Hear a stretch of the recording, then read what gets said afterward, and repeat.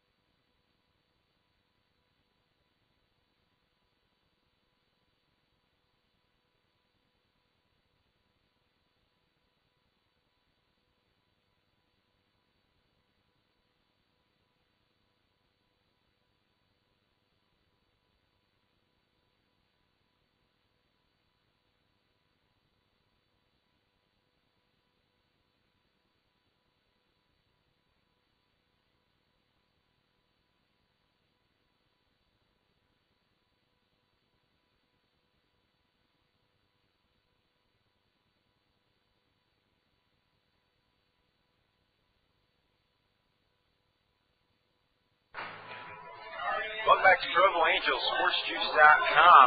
This is Zach Frazier bringing you all the play-by-play action this year.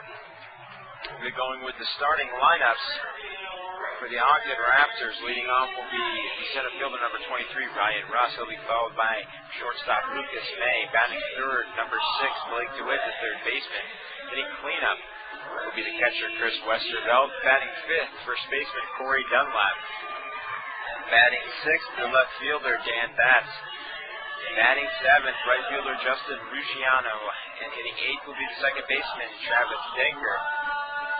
Closing out the lineup for the Ogden Raptors will be the designated hitter, Hector Arias. On the mound tonight for the Ogden Raptors, number 46, Justin Orenduff. Orenduff comes into the game at a 1-2 record and a 4.42 ERA in 18.1 innings pitched, having started 7 games this season. Comes in with 23 strikeouts and 9 walks on the season, and opponents are hitting .329 against him. Defensively for the Angels tonight in left field will be Cliff Remley, number 9. In center field, Richard Giannotti. And in right field, J.R. Renz. At third base will be number 5, Nate Sutton. At shortstop will be the league's best hitter, number 8, Sean Rodriguez. Josh LeBlanc will be his double play partner tonight. And Chris Walson gets the start at first. In the battery tonight, Ben Johnson behind the plate. He'll be catching Billy Lehman, the right-hander, who comes to us from the University of North Florida out of the 7th round in this year's 2004 amateur draft. Lehman is 0-2 on the year with a 4.50 ERA, having started 7 games, seen action 22 innings, 28 strikeouts, 14 walks, and opponents are hitting .330. So it's going to be an offensive game tonight. And we'll be back with the first pitch in a few minutes here at SportsJuice.com.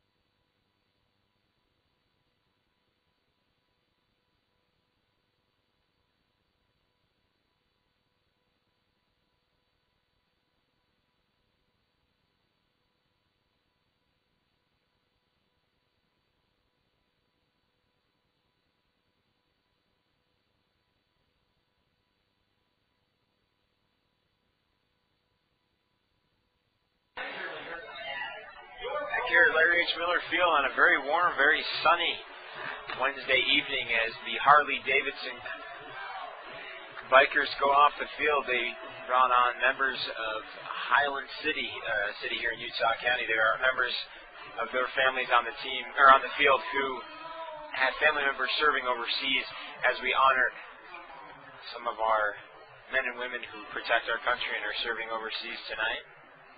So we'd like to thank the Harley Hogs for their presentation. And they will circle around the warning track and out of the stadium. So very cool progression here tonight to start things off for the third game of a three-game set between the Ogden Raptors and the Provo Angels. Game one was rained out on Monday, so we played two last night.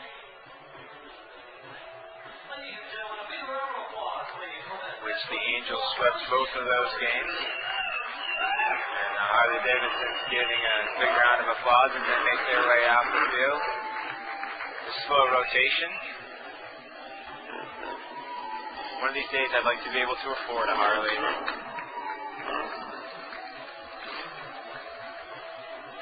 So Billy Lehman will start things off here on the mound tonight against center fielder Ryan Russ of the Ogden Raptors. Russ comes into the game hitting .297, is a .486 slugging percentage and a .333 on base percentage. The Harleys make their way off the field. Nice opening ceremonies tonight. A beautiful night here in Provo. It was very warm today. 97 degrees was the high. That heat taking over here, but good news is the shadows that seem to curse the field are already 2/3 of the way across the infield grass. As we get a little bit later start here. Ryan Russell step into the batter's box. Russ, a switch hitter, will be hitting from the left-hand side against the righty Billy Lehman. And we are ready to get things underway here in Provo. Lehman starts in the windup, and here's the pitch. Fastball, first pitch swinging and fouled out of play down the left field line. Strike one. Team wraps up here tonight against Ogden, and then we'll hit the road for 3 in Idaho Falls, and then we visit Ogden for 3 more next Sunday, Monday, and Tuesday. Here's the pitch from Lehman, and again, swinging and fouled it out over the left field side and out of play. Ball, strike two.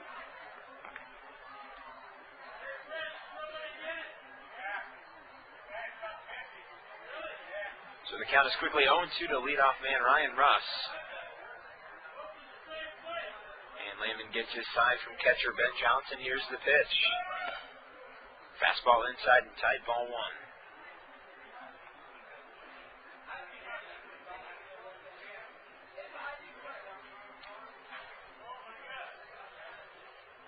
Crowd continues to fill in here.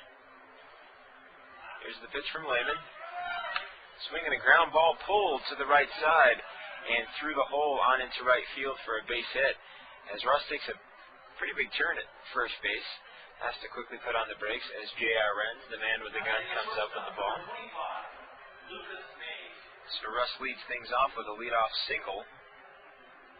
That'll bring Lucas May to the plate. May, who played shortstop in last night's first game, went 1 for 3. As Lehman throws over to first, getting Russ back to the bag.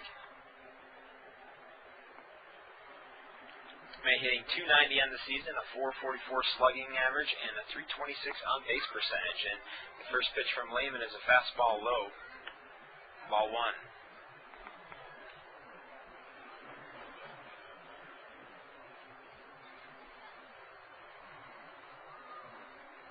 Lehman comes set. Hands at the belt. Here's the pitch. Swing and foul back into the screen behind home plate. Strike one. So 1 ball and 1 strike.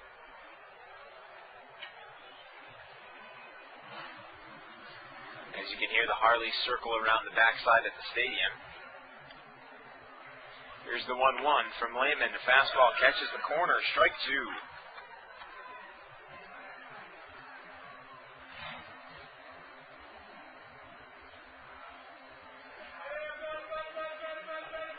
1 ball, 2 strikes, no out here. Runners on first base for the Ogden Raptors in the first half of the first inning, and May way out in front of a nice off-speed pitch. Misses for strike 3. And Billy Lehman has his first strikeout of the evening.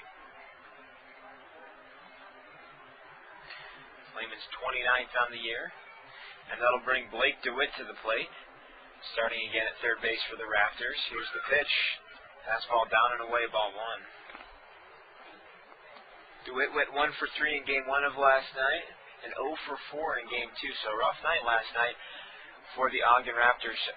Third baseman, a first-round pick this year in the 2004 draft, as he fouls the pitch off of Ben Johnson's fancy new catcher's helmet and into the stands for strike 1.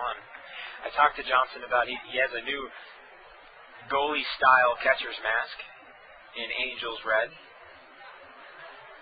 And apparently it was the catcher's mask he used while he was at the University of Washington. Had it brought down by his father and took it to a body shop here in town and had it painted red. And a ground ball right back to Lehman. He'll step and turn and throw to second. Sean Rodriguez on to first for the double play. So a 1-6-3 double play ends the inning here for the Ogden Raptors. And we'll be back with the bottom half of the first at sportsjuice.com.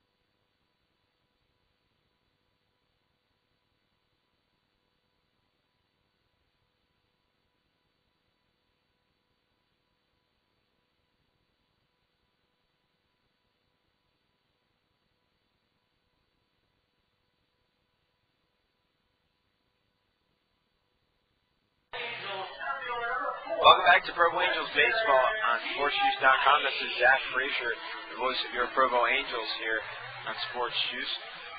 We're in the bottom half of the first. Ogden was retired on a nice 1-6-3 double play turned by Billy Lehman, Sean Rodriguez, and on to Chris Walston. So Richard Giannotti will start things off for the Angels. He comes into the game hitting .248. His claim to fame, he's one of the league leaders in steals with 10. So very dangerous when he gets on base as he looks at ball 1 low and away.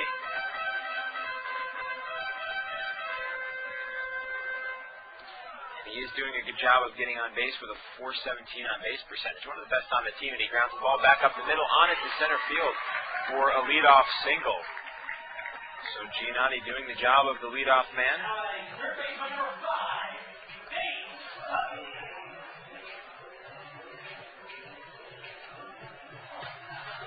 That'll bring Nate Sutton up to the plate.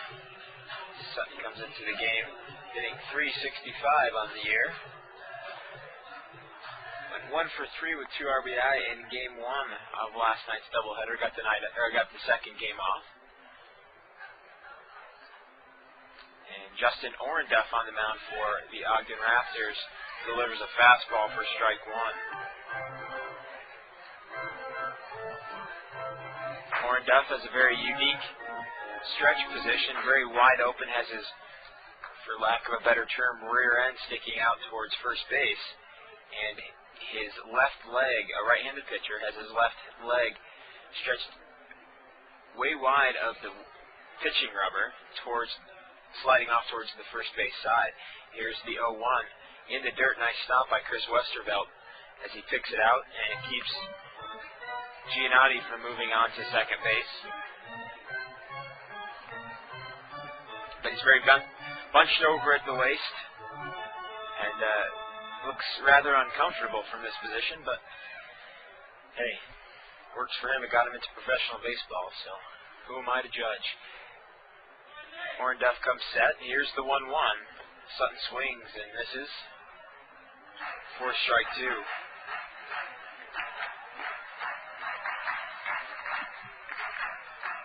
Crowd starting to fill in nicely here in Provo.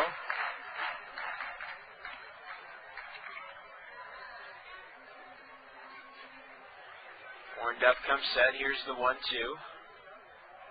Giannotti is running on the play. He stops, puts on the brakes, and heads back to first as the ball was low and in the dirt. So the count's even at 2 apiece. As I mentioned, Giannotti, one of the more prolific base stealers in the league. Comes into the game with 10, which places him actually 3rd in the league, 5th on the list, but he's tied with Emilio Marcos of this very same Ogden Raptors team with 10. The league leader, Eric Young, has 14 for Casper. Eric Young, the son of the Texas Rangers outfielder/infielder. Orenduff is set. Here's the pitch. Giannotti is running a little flat base hit into right field. As Giannotti had to put on the brakes, it didn't look like it was a planned hit and run.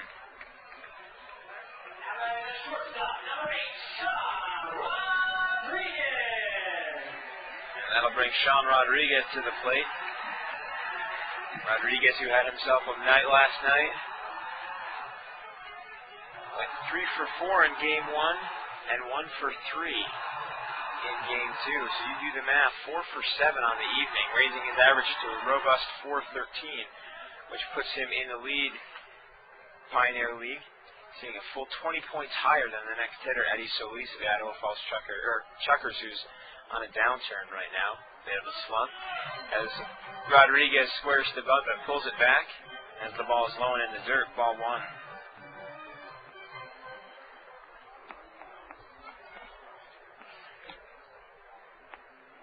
Runners at first and second, no out here in the bottom of the first inning. Angels threatening as Rodriguez takes a fastball over the heart of the plate, strike 1.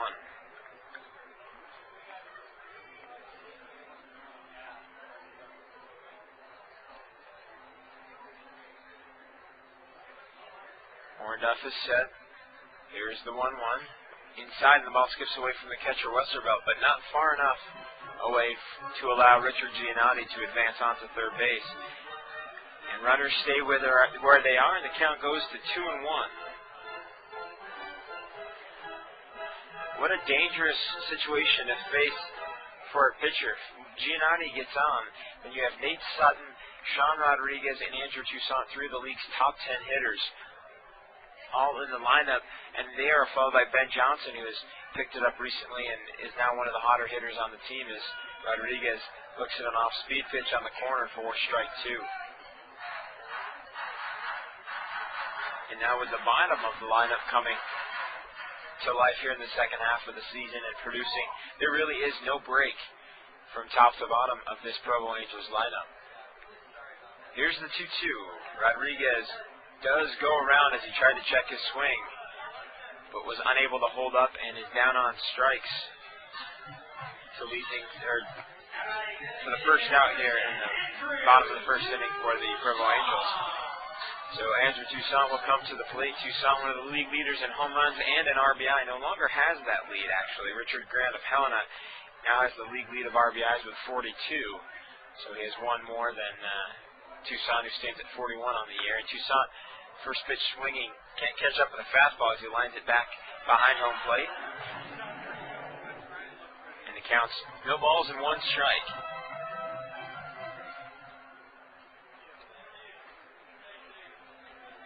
Toussaint hitting .339 on the year. Places him 10th in the league as he takes ball one up and in. So Richard Giannotti led off with a single up the middle to center. Nate Sutton followed with an opposite field single to left. Sean Rodriguez struck out, and that's where we stand right now. Runners at first and second, one out with Andrew Toussaint, the cleanup hitter, at the plate, and he swings and foul tips it back. 4 strike 2.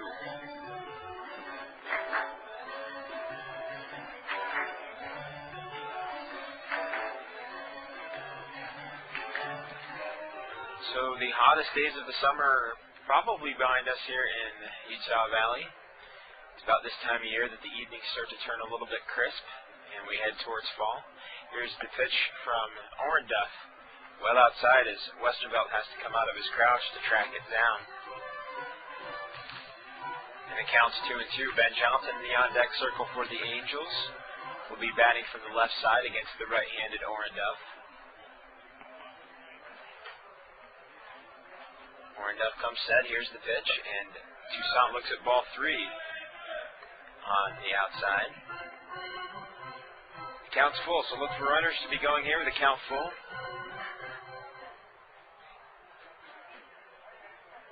Orenduff, originally from Chesapeake, Virginia, pitched at Virginia Commonwealth University. Here's the pitch. Runners are going. Toussaint swings and misses, and the throw down to third base. Giannotti is out, so strike him out, throw him out to end the inning, and the Angels, who led the inning off with 2 consecutive base hits, get nothing, and we head to the top of the second inning, 0-0 here in Provo. We'll be back for more Angels baseball at sportsjuice.com.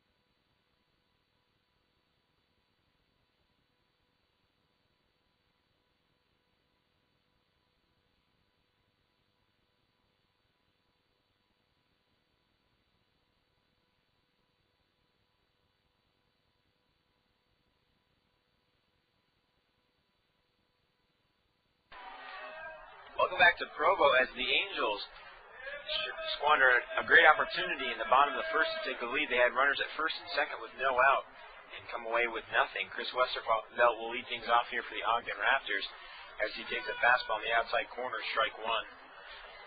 Billy Lehman, who was a reliever in college, trying to be converted into a starting pitcher here for the Provo Angels in the Anaheim organization, throws very hard. Nice big breaking ball right over the heart of the plate, strike 2. There's not much you can do when you have a guy who throws high 80s, low 90s, and then throws a big looping breaking ball like that. Here's the 0-2. Westerveld swings and misses the slider. First strike 3. So 3 consecutive pitches. And Lehman picks up his second strikeout of the night. So Corey Dunlap will come to the plate. Big Corey.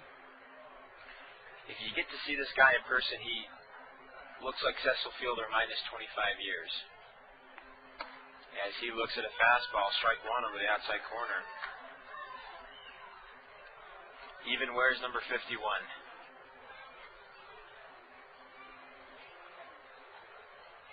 Lehman working from the windup. Here's the pitch. Fastball low and outside, ball 1.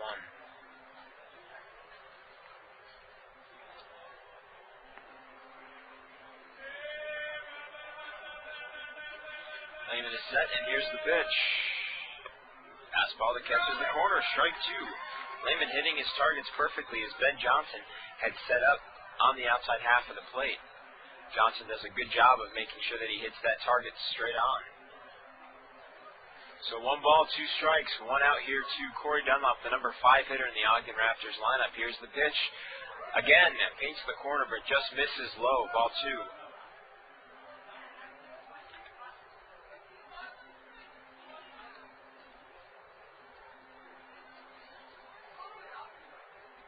Lehman works into his windup. Here's the pitch. Breaking pitch that bounces in front of the plate for ball 3. And the count's now full to the big first baseman / designated hitter. 3-2-1 across the board. 3 balls, 2 strikes, 1 out. Here in the top of the second inning. Here's the pitch from Lehman. Lined into left field. Remley is on his horse as the ball bounces all the way to the wall, hits off the Daily Herald sign. And Dunlap will stroll into second base with a 1-out double. Good job of inside-out hitting by the left-handed Dunlap.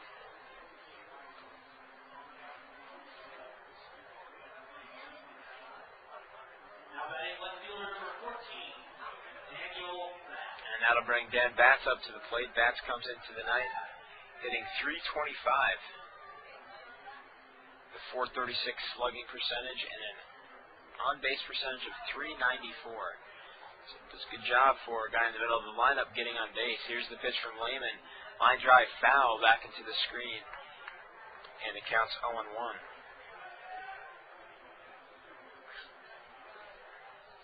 This Ogden lineup offensively is very potent.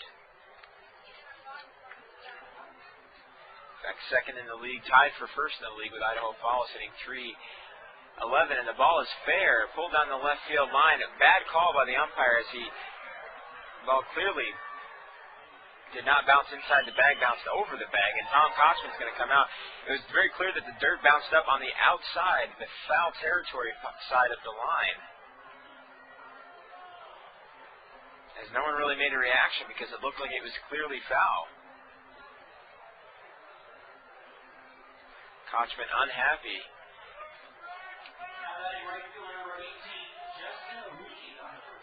But Dunlap comes around to score. And Batts stands at second base with an RBI double.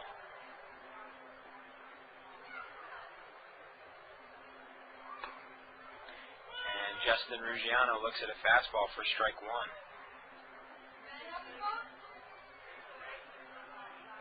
Ruggiano hitting .329 in the year.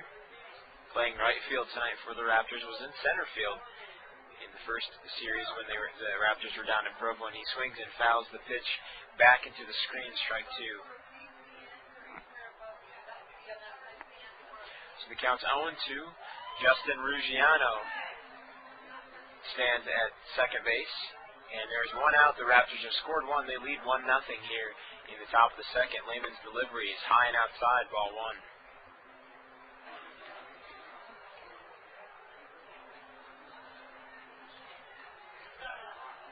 Folks, be sure to send me an email and let me know if you're hearing everything nice and clear, or if you're not, so I can fix it. And Lehman, nice pitch. Nice big breaking ball, but the umpire disagreed and calls it ball 2. So 2 balls, 2 strikes, 1 out here in the top of the second. Angels trail 1-0 As Lehman trying to work out of a jam. Here's the pitch, a fastball foul down the first base line and out of play. Ruggiano stays alive at 2 balls and 2 strikes.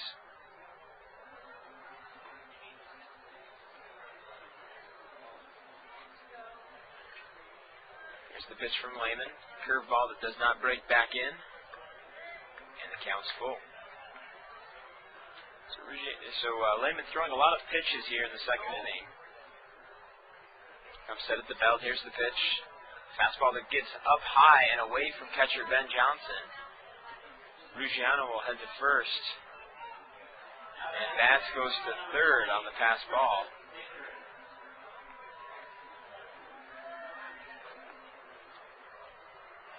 And Billy Lehman will get a visit from pitching coach Zeke Zimmerman. We'll take a brief pause and we'll be back with more Angels baseball at SportsJuice.com.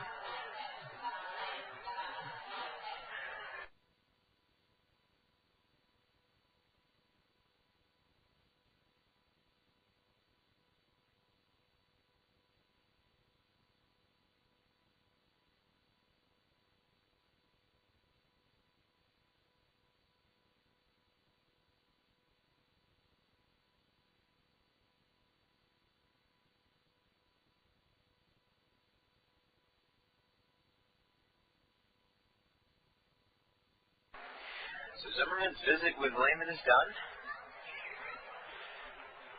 And the number 8 hitter, Travis Denker, will step into the box with runners at first and third. The Angels in at the corners. And the middle infielders in. A line drive hit the runner on third base, Dan Batts, right in the numbers. He was on the inside part of the foul line, so the batter should be out. Again, this umpire having a difficult time seeing where the line is. And the fans getting on it, and Tom Kochman getting on the umpire, out with another visit. The second time tonight that a play down the third base line has caused some confusion.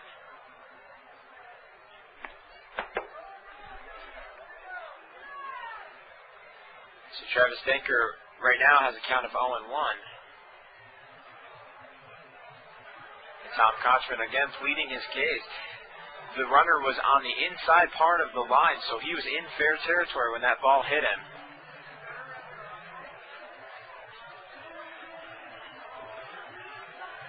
And Kochman arguing that by rule he should be out.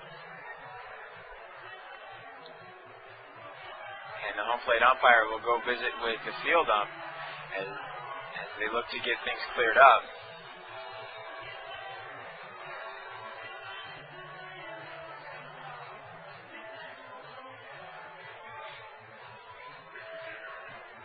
So the home plate umpire coming back, and it looks like the Angels are not going to get that call. So again, poor job by the umpires to get in position to make the call. And the count stands at 0 balls and 1 strike. Runners at first and third. It gets the crowd alive here. Hopefully we'll keep things going here and get a little momentum swing. So Lehman comes set at the belt. Runners at first and third, and he throws over to first. Ruggiano steps back in safely.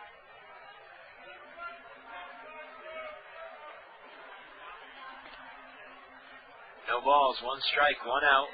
Runners at first and third. The Raptors have already brought 1 across, and the runner is going. The throw down to second is not in time, and Ruggiano steals second. Poor throw by Ben Johnson allows Dan Batts to score.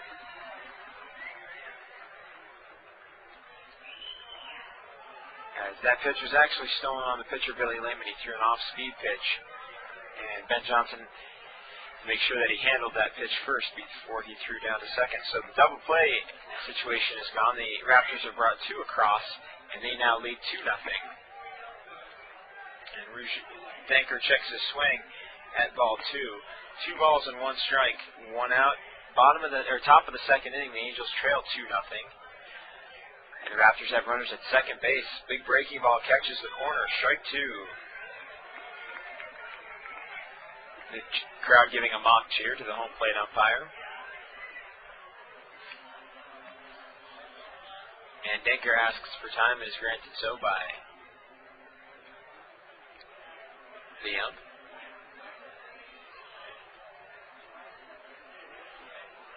Lehman is set. Here's the 2-2. Curveball that misses in the dirt. Nice job by Johnson to block it and keep it in front. 3 balls and 2 strikes.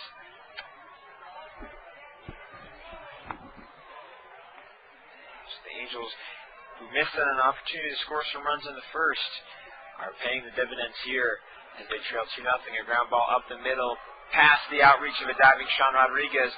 The runner will be waved in from home, and he will score easily as the ball bounces off of Ben Johnson's glove back to the backstop. Denker is unable to advance, however, as Billy Lehman is backing him up. Ruggiano comes around to score, and the Raptors now lead 3-0.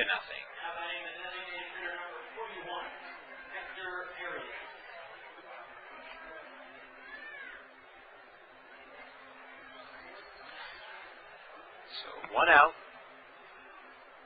Raptors once again have runners at second base. Lehman has given up 3 runs here in the top of the second, and the Raptors lead 3-0. Hector Arias, the number 9 hitter, comes to the plate, and his first pitch swinging lines it foul over the first base side. Strike 1.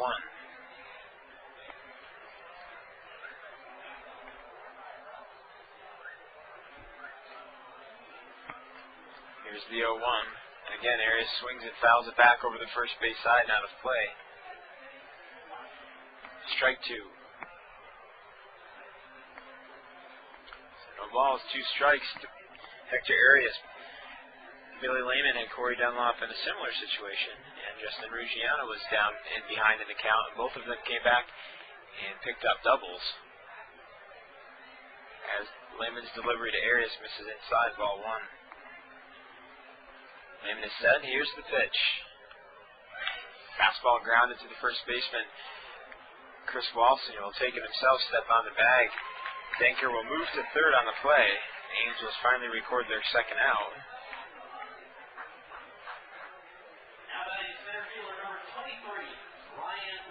And it'll bring Ryan Russ, the center fielder, up to the plate.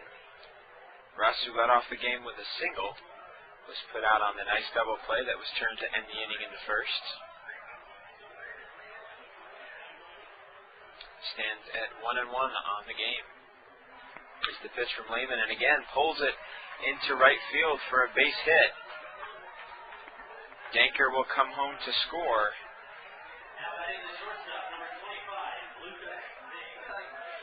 And the Raptors looking to end the losing streak here in Provo, as the Angels have taken 5 straight from the Raptors if you go back into the first half of the season.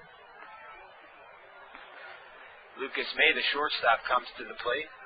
May struck out swinging in his first at bat. Here's the pitch, and the runner is going. Russ will slide into second base safely with a stolen base as the ball is unable to be handled by catcher Ben Johnson. So after looking extremely sharp in the doubleheader last night, the Angels come out and look a little sluggish here, as they trail 4-0. Lehman's delivery catches the corner for strike 1. 1 ball and 1 strike. Not to mention the fact that the umpires made a couple of questionable calls down the left field line, which has hurt the Angels' defensive chances. Here's the pitch, the 1-1. Again, catches the corner. Nice fastball by Billy Lehman. And it counts 1-2.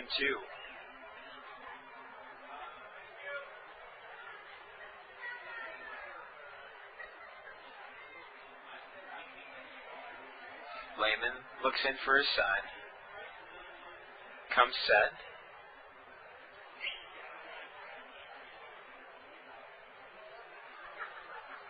Here's the pitch from Lehman. Ground ball right to Walson, who bounces off his glove. He's going to flip it to Lehman, who's covering, and does just beat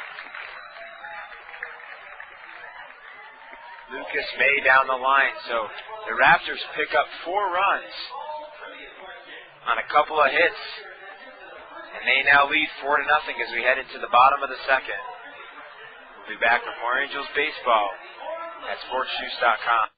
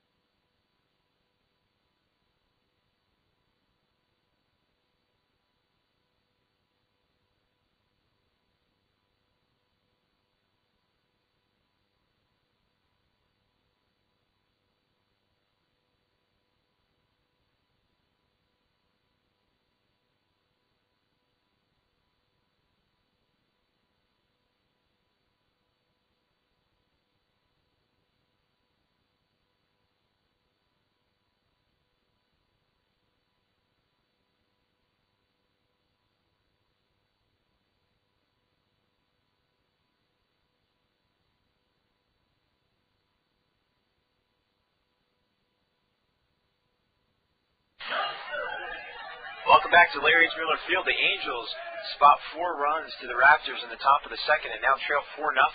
Ben Johnson will lead things off for the Angels. Batting from the left side against the right-handed Orenduff, and he takes the first pitch outside for ball 1. Johnson comes into the game hitting .244 on the season, but in his last 5 games has hit .286, so he's picking it up here in the second half of the Pioneer League season. And a delivery from Orenduff misses low and inside, ball 2. J.R. Wren standing in the on-deck circle. He'll be followed by Cliff Remley. Here's the pitch from Orenduff, and Johnson fouls it back over our heads and out of play. So 2 balls, 1 strike, no out here as the shadows continue to creep into the outfield. Here's the pitch from Orenduff. Swing and a miss at a nice off-speed pitch, and the count is 2-2.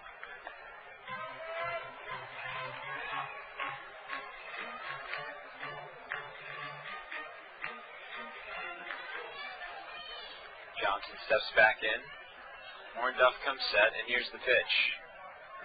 Again, a nice off-speed pitch, and Johnson is way out in front and goes down swinging. Orenduff has struck out the last 3 batters.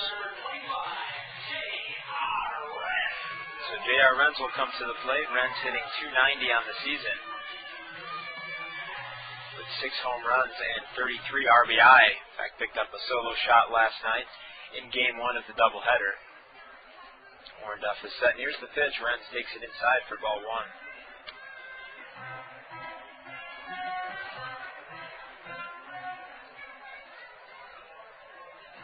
Orenduff working from the windup. Here's the pitch. Fastball that drifts outside, ball 2. Did start 2-0 against Johnson and came back with 3 consecutive strikes. So Orenduff has worked the count for a couple of the batters. Rodriguez, Toussaint had a full count. Rodriguez had a 2-2 count. Here's the 2-0, and Wren pops it up high and drifting foul into the stands and out of play for strike 1. As I mentioned before, has battled back and struck out the last 3 hitters. Cliff Remley in the on-deck circle. Will be followed by Chris Walston, and the delivery to Wren is well outside, ball 3. 3-1 to Wren. So the Angels, who led off the game with consecutive singles by Richard Giannotti and Nate Sutton, have yet to get a hit in their last 3 hitters. Here's the pitch, and Orenduff catches the corner for strike 2. So once again, a full count. It's an Angels batter in the heart of the lineup, and Wren will step in, looking to battle. Orenduff is set. Here's the 3-2. Wren checks his swing at a pitch that's outside, and he heads to first with a 1-out walk.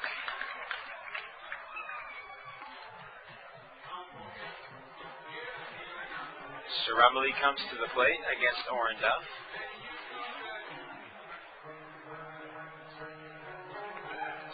Remley, who bats from the left-hand side of the plate, comes into the game hitting .238 against right-handed pitchers, which is odd. As he swings and misses at a fastball, strike 1. Remley hits .313 against lefties, so typically it's the opposite way around. Left-handers hit better against right-handers, and they struggle against left-handed pitchers, but Remley struggles against righties as he takes ball 1 in the dirt. 1-1, runner at first base. 1 out here in the bottom of the second. The Angels trail 4-0 as Ogden picked up 4 runs in the top of the second. Orenduff in his unusual stretch position, misses outside for ball 2.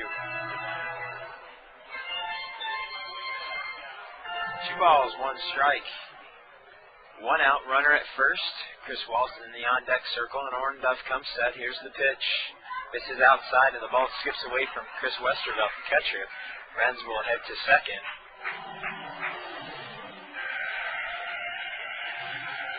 And the Angels once again have runners in scoring position. Games that the Angels win this year, they take care of their runners in scoring position. They're productive. In games that they lose, they miss out on opportunities. It's that simple for this lineup. As potent as it is, that's the key. If you can keep them from scoring with runners in scoring position, and Remley fouls it back into the screen. Strike two. And I know that sounds simple, but there's quite a lot of teams in baseball that manage to produce runs when they're not scoring situations. The Angels do an excellent job of getting runners at second and third, and when they win, they score those runs. When they lose, those runners are stranded and the innings are over. So here's the 3-2. Remley takes it outside, and he'll head to first base with Ornduff's second consecutive walk. And that'll bring up first baseman Chris Walston. Walston, who has seen his average climb recently, comes into the game hitting .250. But it's interesting to note that in the last 5 games is hitting .375, and his last 10 is hitting .364. So the big athletic first baseman from Southern California coming into his own. As Westervelt was out visiting with Ornduff.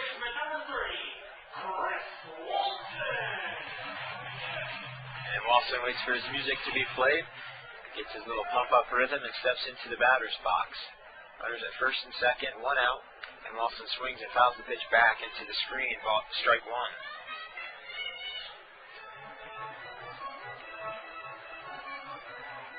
Josh LeBlanc swinging the bat in the on-deck circle. He'll be followed by Richard Giannotti here in the bottom of the second inning. The Angels look to sweep a 3-game set from the Ogden Raptors and take a commanding 3-game lead in the Pioneer League Southern Division. Casper and Idaho Falls playing tonight. Be sure to bring you that score a little bit later on. Ornduff is set. Here's the pitch, and Walston, a little pop-up in the infield. Second baseman Travis Denker calls everybody off and gathers it in for the second out. Walston unable to get a good piece on that one. And that'll bring number 9 hitter Josh LeBlanc to the plate. LeBlanc has seen his average rise to .297 with his performance last night.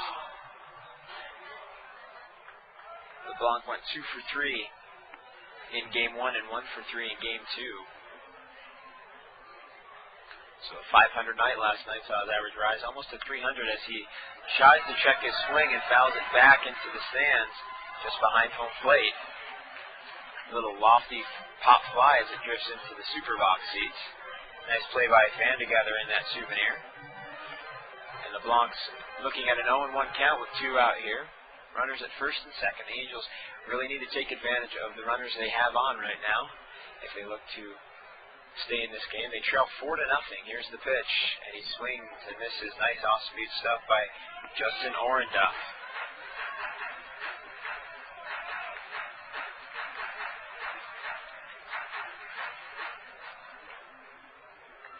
Sun patches in left and right field. Shadows have crept almost to the wall in center. Here's the pitch, and the ball's in the dirt low. Nice job by Westervelt to block it and keep it in front.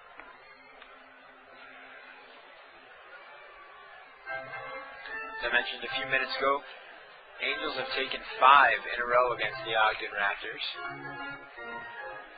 And as we know in interstate rivalries, that's the most important thing. Ogden fighting for their playoff lives here in the second half. The Angels already earning a berth to the playoffs as LeBlanc looks at ball 2, inside and low.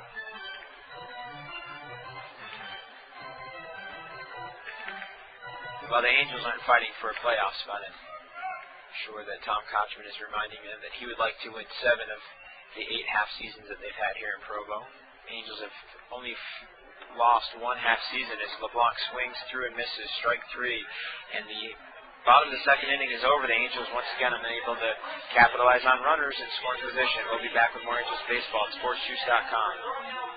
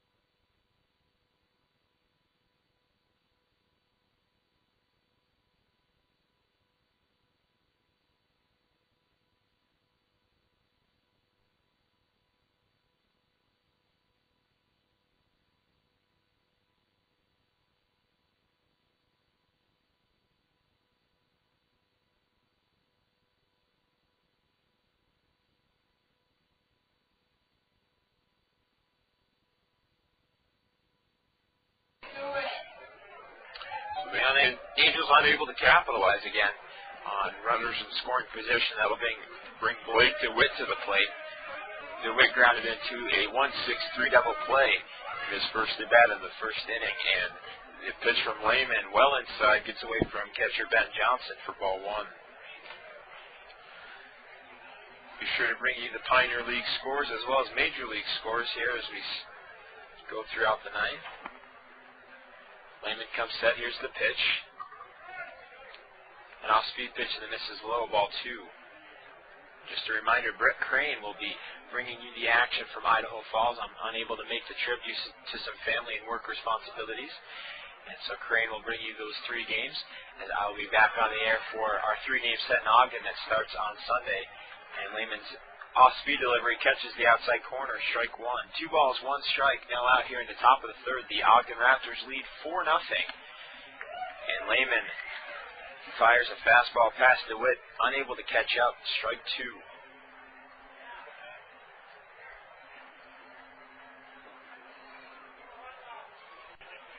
Lehman comes set, hits the 2-2, foul back into the screen.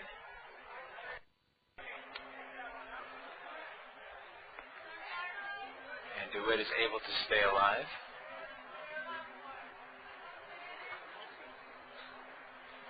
Here's the delivery from Lehman. Off-speed pitch fouled off of the chest of Blake DeWitt as it hit the ground, bounced back up and hit him in the Ogden.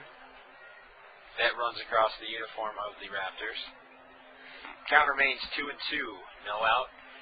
Here in the top of the third, here's the delivery from Lehman. Fastball that drifts outside and low, ball 3. One of the things that Zeke Zimmerman needs to be concerned about, or most likely is concerned about, is the pitch count for Lehman, who, as I mentioned earlier, was a relief pitcher in college. Here's the delivery. Swing and a miss as DeWitt tries to chase a high fastball, cannot catch up. And Lehman strikes out his third of the game, his second consecutive to start an inning, as Westervelt struck out to lead off the second inning. However, the Raptors were able to pick up 4 runs. And that is the difference right now, as they lead 4-0. Here's the delivery from Lehman. Fastball that misses low, ball 1. Something flew into my eye, having a hard time seeing right now. Lehman works from the windup.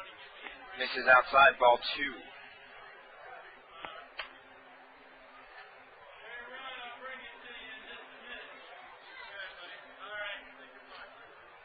Lehman hands at his belt, starts his windup, and here's the pitch. Fastball swung on and popped foul, back and out of play.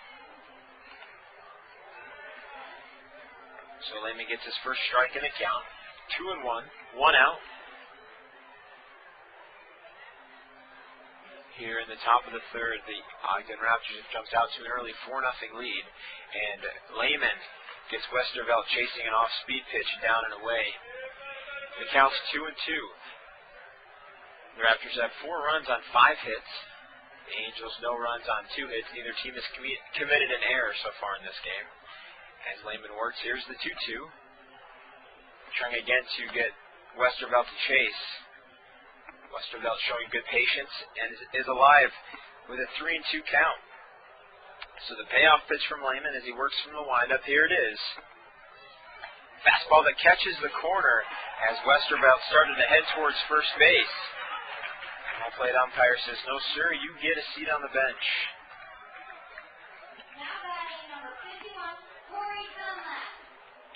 And that'll bring Corey Dunlap to the plate. Dunlap got the big inning started in the second with a 1-out double, which was followed by a 1-out double by Dan Batts.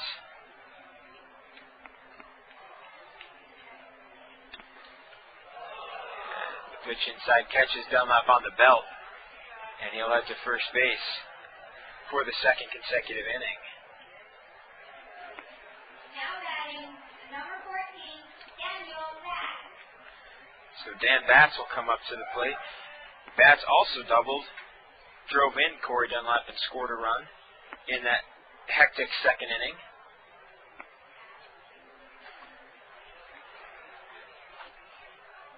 One for one with an RBI and a run scored. Here's the pitch from Lehman. Fastball over the heart of the plate, strike one.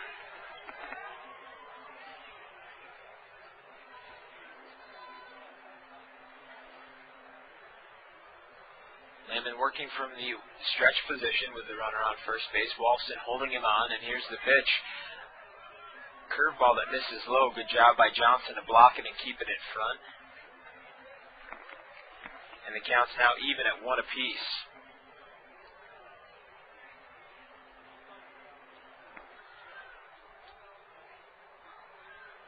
Bats, native of Reading, Pennsylvania, played his college ball at the University of Rhode Island. The Rams out of the Atlantic 10 Conference. Here's the pitch from Lehman. Curveball that went about 56 feet.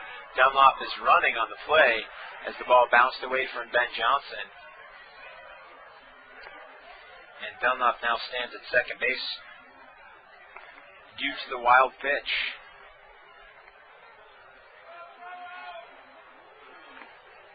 So Bats with an opportunity again to drive in runs here with two out in the top of the third and a little bloop single into right field. J.R. Renz is going to come up throwing as Dunlop's going to make a play at the plate, and he slides in safe just ahead of the tag.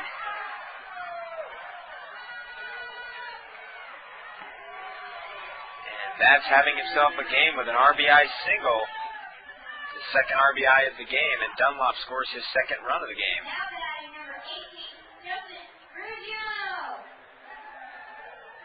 So Justin Ruggiano will come to the plate. He's also 1 for 1 with an RBI, with a double.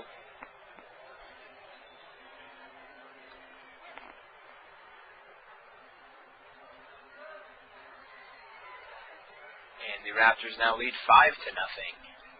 So Billy Lehman getting roughed up here in a start. As he throws back over to first, Bats is in safely. Struck out the first two batters of this inning, but hit Corey Dunlap, allowed him to advance to second on a wild pitch, and Dan Bass just drove him in with an RBI single. Here's the delivery from Lehman. Skies over the head of catcher Ben Johnson, and Bass will head to second on the wild pitch. So we're seeing a pattern here from starter Billy Lehman. It looks like Carl Jean, the native of Quebec, is up warming in the bullpen. Zeke Zimmerman making the walk out to the bullpen, making sure that his young right-hander is ready to go. Lehman is set at the bell. There's the pitch. Fastball grounded to the first baseman, Chris Walston, who makes a nice backhand play. Will take it himself. And the inning is retired, but not before the Raptors pick up another run. And they now lead 5-0. We'll be back with more Angels baseball at SportsJuice.com.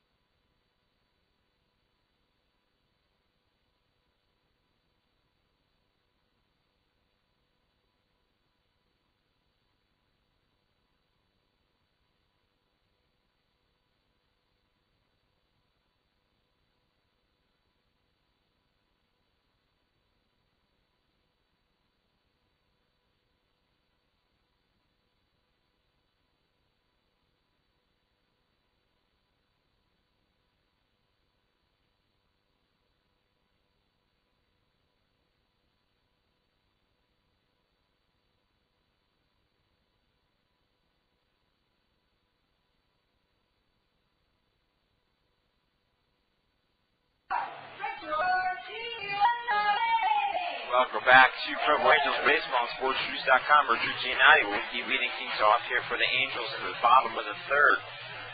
Hoping to get this game going. They trail 5-0 and have been limited to just 2 hits. Here's the pitch from Justin Orenduff. This is low and inside, ball 1. Giannotti led the game off with a single. Advanced to second on Nate Sutton's single, but was caught stealing. And a strike him out, throw him out that ended the first inning. Orenduff's delivery, an off-speed pitch that catches the corner, strike 1.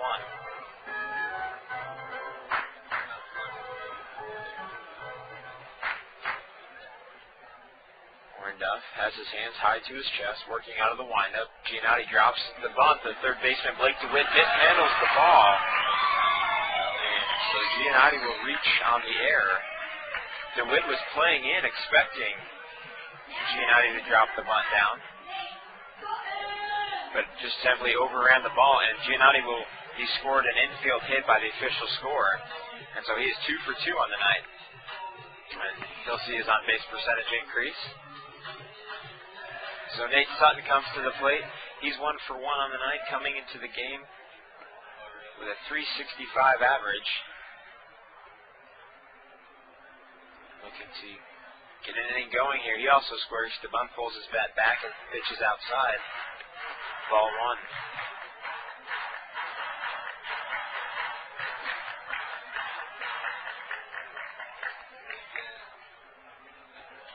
Orenduff working from the windup, and Sutton lines it foul and drifting out over the grandstand and out of the ballpark for strike 1.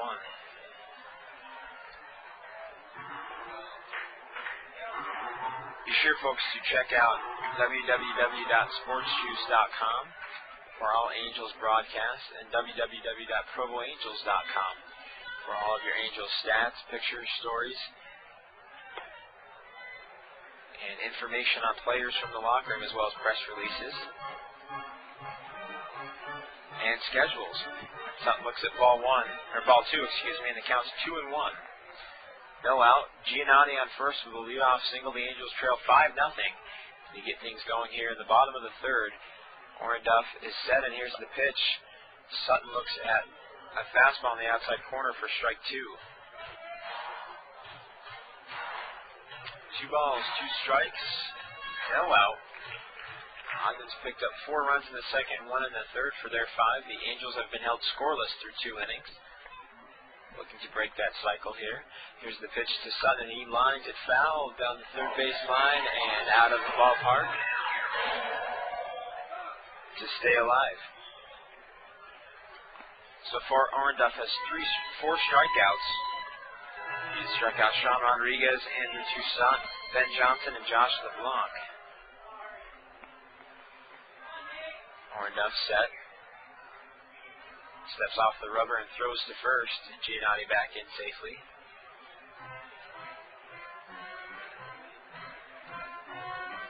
Shadows have made their way to the center field wall, and now creeping their way to the corners as the field is almost covered in complete shadow. Here's the pitch.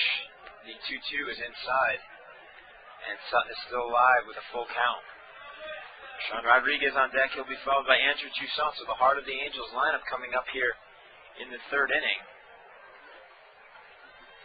Looking to do some damage and get the Angels on the scoreboard. Here's the 3-2. Giannotti is going. The pitch is outside, and Sutton will head to first with a walk. So, as following the form of the first inning, Sean Rodriguez will come to the plate with runners at first and second and no out. And the league top hitter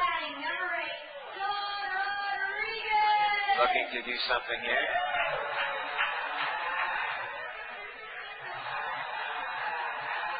Andrew Toussaint will swing the bat in the on-deck circle.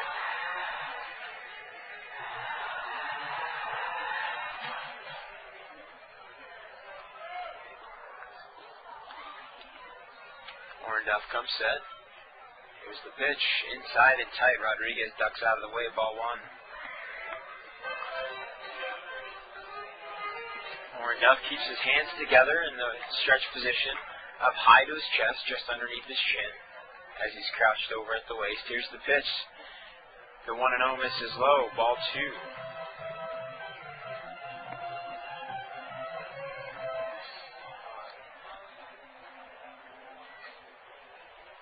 Rodriguez, a native of Florida, came to the Anaheim Angels organization as Rodriguez swings and fouls the pitch off the catcher's mask. And out of play, strike 1. Rodriguez came to the Anaheim Angels organization in the 3rd round of the 2003 amateur draft.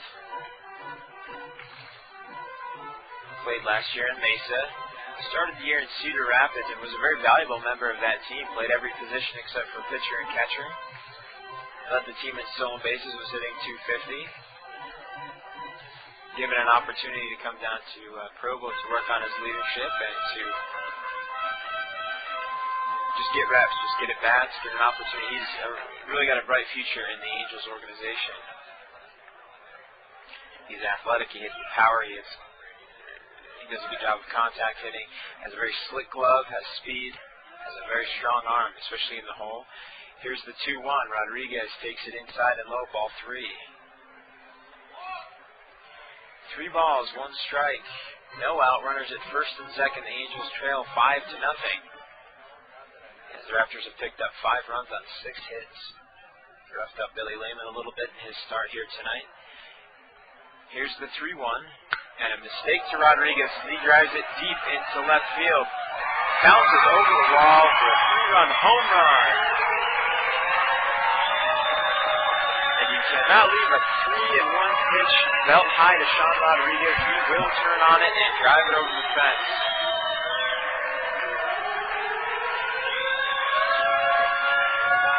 And just like that, the Angels, who were trailing 5-0, have cut it to 5-3 with no out here in the 3rd. And still to follow, Andrew Toussaint, the league's 2nd leading home run hitter, and Ben Johnson, one of the hottest hitters on the team. So Andrew Toussaint comes to the plate. Toussaint is 0 for 1, having struck out swinging his first at bat. And he looks at strike 1, an off-speed pitch on the outside corner. So you fool Rodriguez once, you're not going to fool him twice as Toussaint swings and misses at a fastball. And the count is 0-2.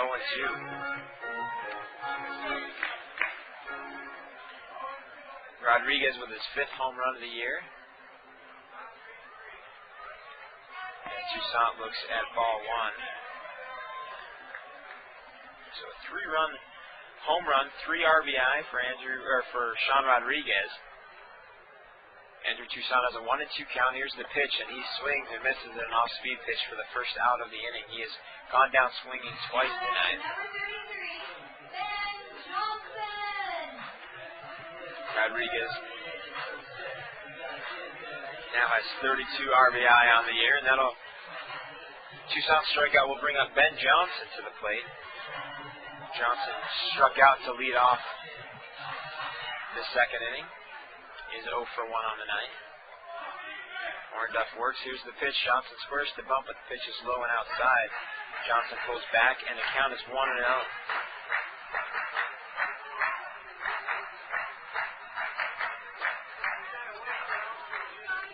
Orndorff working. Here's the pitch. Johnson pops it up. High fly ball into left center field. Ryan Russ over to gather it in, fighting the setting sun in the shadows. And there are now 2 out. Here in the bottom of the 3rd. That'll bring J.R. Renz, the right fielder, to the plate. Renz walked and advanced to 2nd in the 2nd inning. Was unable to score.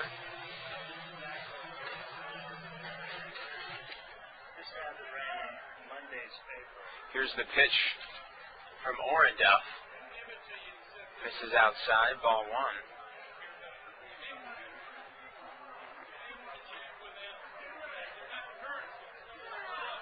Here's the pitch from Orndorff. Catches the corner fastball for strike 1.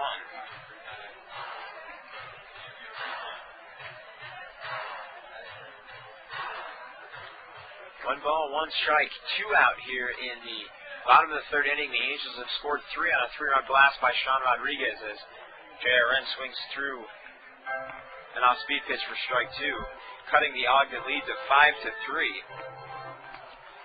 And as one fan said here in front, we do have ourselves a ball game.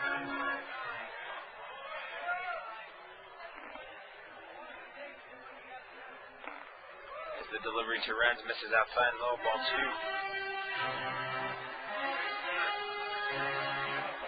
So a leadoff single by Giannotti, a walk by Nate Sutton, and Rodriguez puts a 3-1 pitch over the left field wall.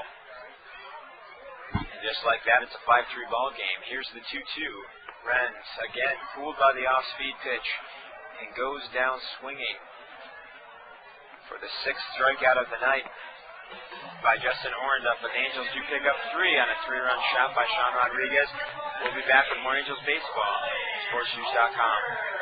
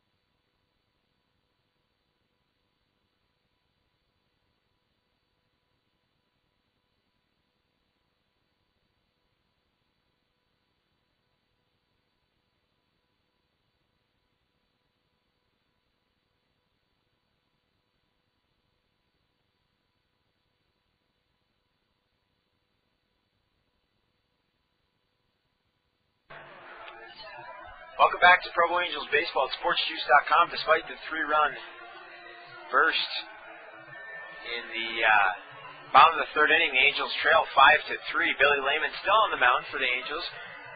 Manager Tom Kosman giving him the opportunity to work out of this jam. Carl Jelena, the right-hander from Saint-Jean-sur-Richelieu, Quebec, is still warming up in the bullpen under the tutelage of Zeke Zimmerman.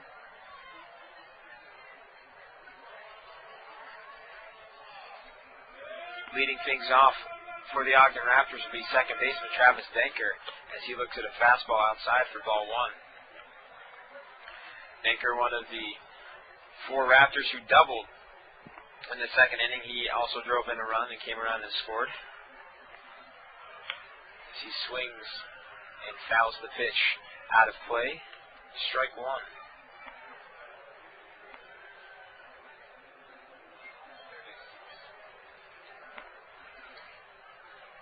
Ogden on top 5-3 here in the finale of a 3-game set before the Angels take the road to Idaho Falls.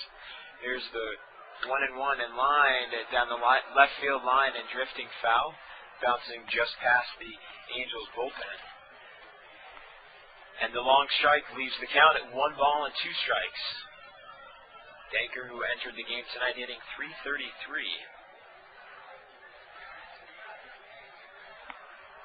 Delivery from Lehman misses. Low, nice job by Johnson to block it. 2 balls, 2 strikes, no out, nobody on as Travis Denker, the leadoff man for the Ogden Raptors here in the 4th inning, battling Billy Lehman.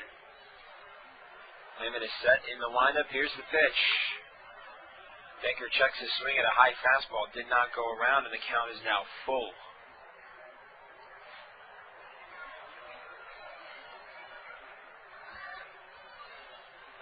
hands at his belt. Starts his windup. Here's the 3-2. Line drive into right field, into the gap. Nice job by Remley to cut it off. And Denker stands at first with a leadoff single, so the hit parade continues for the Ogden Raptors. And the Angels, who have played excellent at times throughout the season, have struggled to maintain consistency, have a nice little winning streak going here. They would like to see that continue before heading on the road. Angels on the road for a good part of August, as most of July was spent here in Provo. Hector Arias at the plate, the number 9 hitter, looks at ball 1 outside and low, as Travis Denker stands at first base.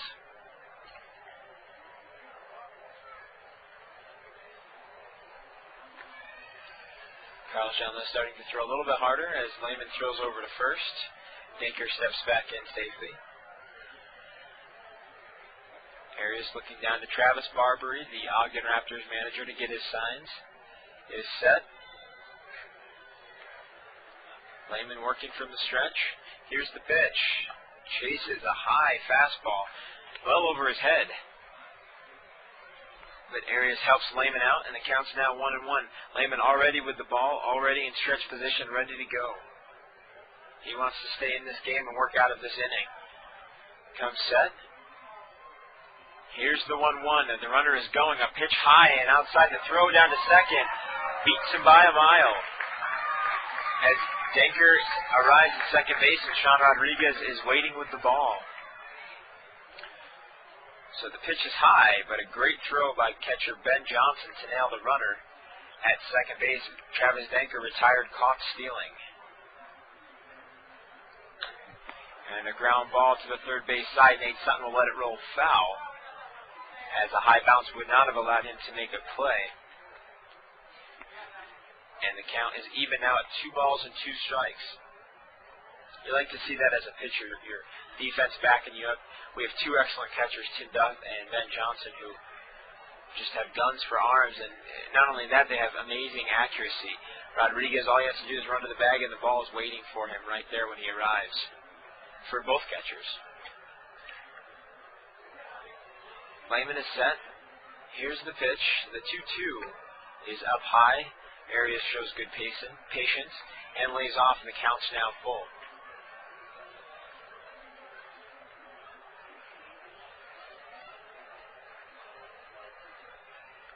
Lehman out of the windup. Here's the payoff pitch, grounded into the Angels' dugout and foul. Fights off a nice slider to stay alive. Now the sun is completely gone. Shadows are completely over the outfield. And the lights have come up here in Provo, Utah, at Miller Field. Here's the 3-2 line drive into center field. Giannotti back on his horse. He has it tracked down and gathers it in 2 steps in front of the warning track for the second out of the inning. One of the nice things about Richard Giannotti is that he is going to cover a lot of ground out there in center field. Ryan Russ, the leadoff hitter, will come to the plate. Russ is 2 for 2 with 2 singles pulled to the right side as he checks his swing at a fastball. It's high for ball 1. And the Angels defense is playing him straight away in the infield, not looking for him to pull, although he has pulled the ball twice in the hole between second baseman Josh LeBlanc and first baseman Chris Walston. As he swings at a fastball, can't catch up, and fouls it back into the stand. There's going to be a souvenir for a fan who bobbles the ball, but recovers and will head home with a souvenir. 1 ball and 1 strike. You got to give some props to the people who try to make the play without the glove. It's got to hurt. Here's the 1-1, and Russ swings and loses as bad as it slips out of his hand.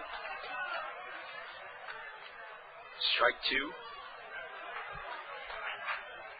Tries to get a little bit more pine tar, spit on his gloves a little bit more.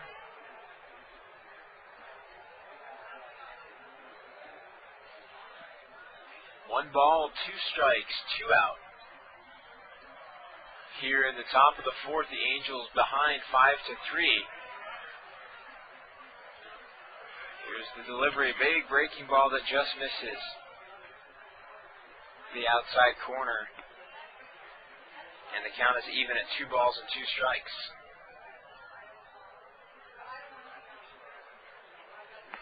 Here's the delivery from Lehman. Line drive over the head of Sean Rodriguez into left center field.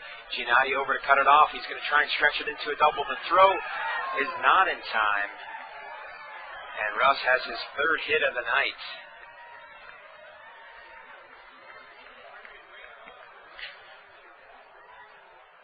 So Ryan Russ, a native of Comfort, Texas, signed as a free agent this year out of the University of Texas, has Billy Lehman's number, and Tom Kochman is making him walk out to the mound. Billy Lehman's night is done, and we'll be seeing the action from number 38, Carl Jelena, a native of Saint Jean-sur-Richelieu, Quebec. Jelena comes into the game with a 2-1 record of 7.11 ERA. He has 18 strikeouts and 5 walks. Has given up 5 home runs this year, so that has been his big struggle, his extra base hits. Has thrown 25 1/3 innings. And opponents are hitting .394 on him. So he's been off and on. He's at times shown brilliance, at times struggled. So we'll be back with more Angels baseball at sportsjuice.com. This is Zach Frazier.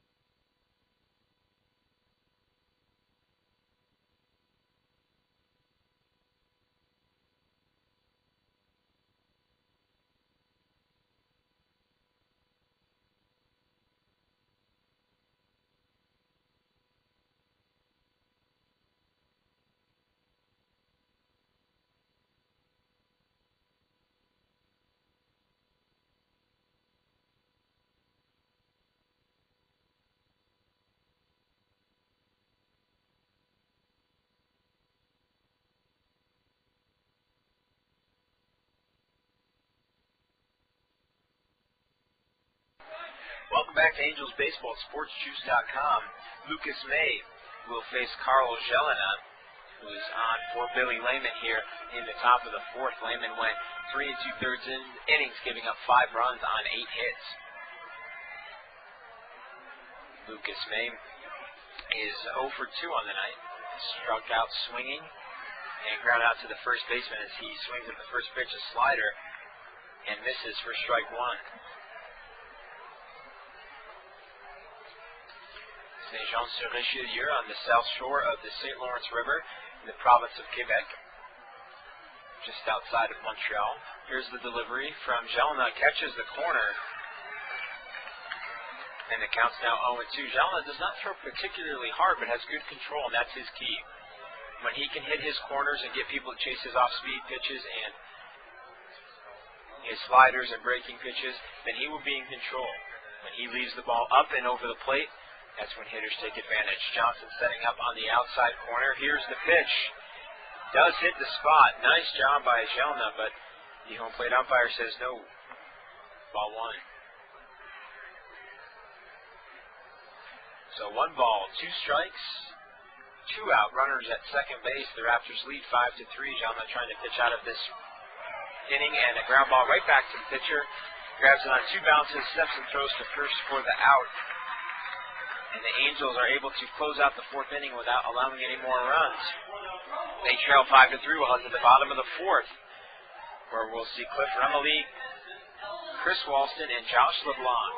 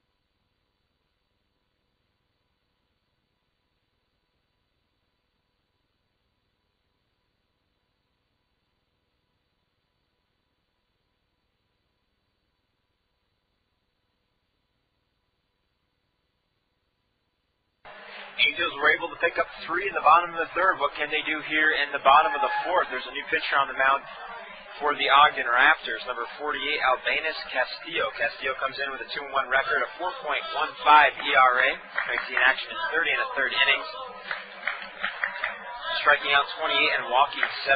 Opponents are hitting 222 against him. So hard-throwing right-hander, a native of Tijuana, a native of Alcas de la Duque, Panama.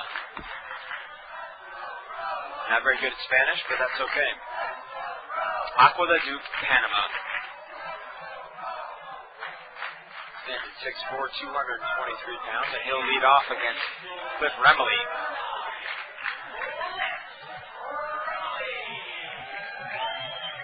Remley was walked in the second inning, was stranded. And here's the pitch from Castillo, a fastball that misses low and outside, ball 1.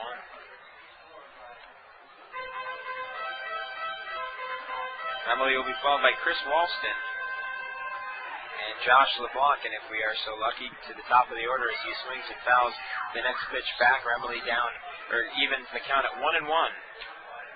1 ball, 1 strike, no out here to the leadoff man, Cliff Remley, here in the bottom of the fourth inning. The Angels trail 5-3. As Justin Orndorff held them at bay for 2 innings. Here's the pitch, and Remley grounds the ball in the hole on the right side of the infield and on into right field. He stands at first base with a leadoff single.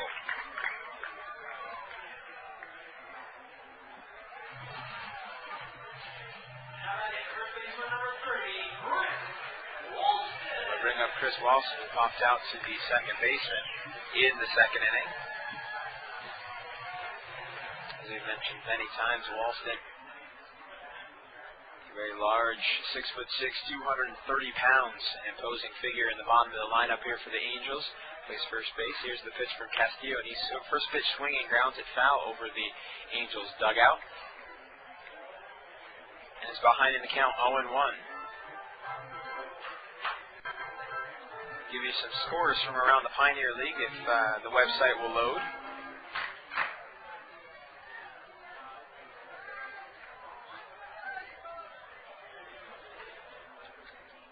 And the delivery to Walston misses low. Counts 1-1.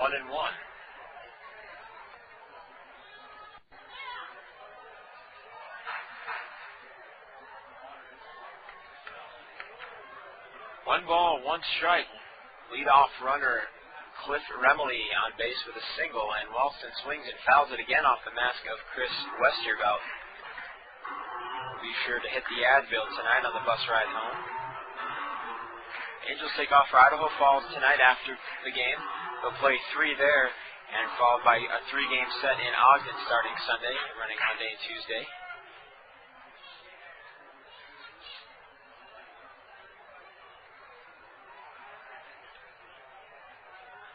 Throw over to first base. Remley dives back in safely. 1 ball, 2 strikes, no out. Here in the bottom of the fourth inning with the Angels behind 5-3. Pretty decent crowd here on hand, following a very nice crowd of almost 1,800 last night. So Angels fans starting to pick it up as we head into the stretch run of the playoffs. Here's the delivery in Walston. High fly ball to deep right field. The right fielder, Justin Ruggiano, goes back. He gathers it in on the warning track. And Remley has to return to first.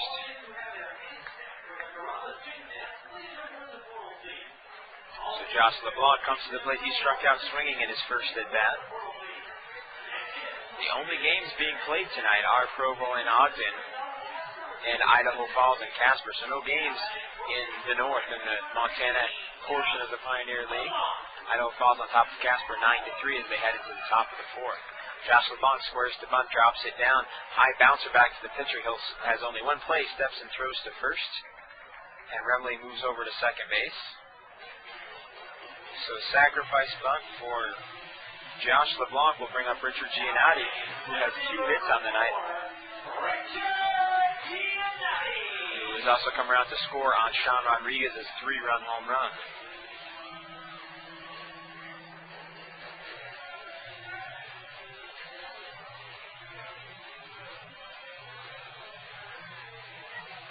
Hoping to keep things going here and allow Nate Sutton, Sean Rodriguez, and Andrew Toussaint to do their work.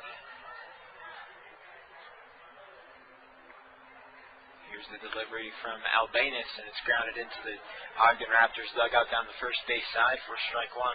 Had a chance today with the rest of the Angels front office to visit the construction site of Parkway Crossing Stadium at the intersection of University Parkway and I-15 in Orem, Utah. It'll be the future home of the Provo Angels, and it is shaping up to be an absolutely beautiful facility. Here's the pitch from Albanus, and it's a line drive lifted into right field, but drifting foul and into the Ogden Raptors dugout. Or, excuse me, not dugout, but rather bullpen. And Giannotti's down 0-2 with 2 out and Remily standing at second base.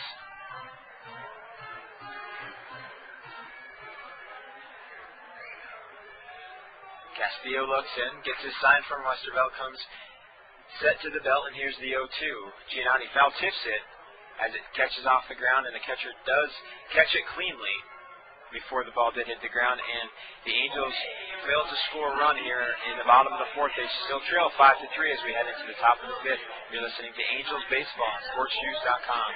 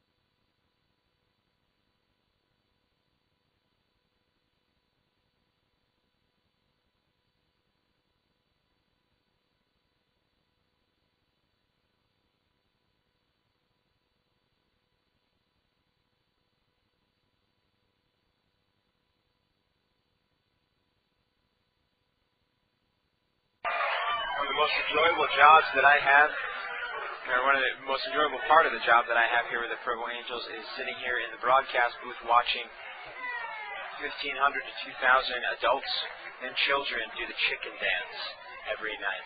It's something hilarious to watch a 65-year-old man do the chicken dance. It's a great part of minor league baseball. Giannotti's first delivery to Blake DeWitt is fouled back and out of play, strike one.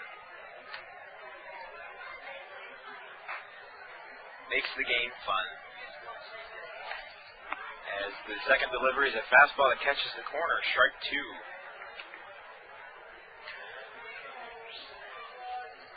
Sometimes people get caught up in the stats of baseball and the profession and the money, and it's just basically a game.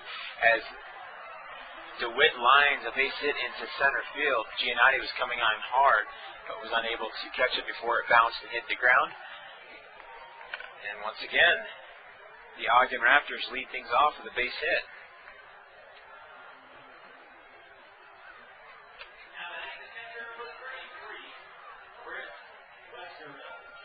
So for the third time in 5 innings, the Raptors have their leadoff batter on thanks to a base hit. And when Giannott gets set to work against Chris Westervelt, catcher swings and misses at strike one. Giannott, right-hander, very smooth delivery. Holds his hand at his belt when he's set in the stretch position. And the second pitch to Westervelt is low and outside, ball one. 1-1. No out with the runner on first base for the Raptors, who are looking to pick up a game on the Angels. They trail in the Southern Division by 2. Here's the pitch from Giannott, fouled back into the screen, strike two. Pioneer League Southern Division sits like this. Provo at 5-1 in first place. Casper and Ogden are both at 3-3 and 2 games behind. And Idaho Falls 4 games behind at 1-5. So Idaho Falls, who was neck and neck with the Angels in the playoff race. Here's the pitch from Shelna. This is low and in the dirt. Count is now 2-2. Idaho Falls, who was neck and neck with Provo in the playoff race in the first half, has struggled out of the gate, losing 3 of 4 to the Angels here, and continuing their losing ways at Casper last night. And the night before, as a matter of fact. As Westervelt asks for time and is granted, so steps out of the batter's box and everybody resets. Gianna comes out, here's the pitch. Curveball that catches the corner, it looks like, at least from up here. And most of the fans agreed, but ultimately it's the umpire's call, and he says ball 3.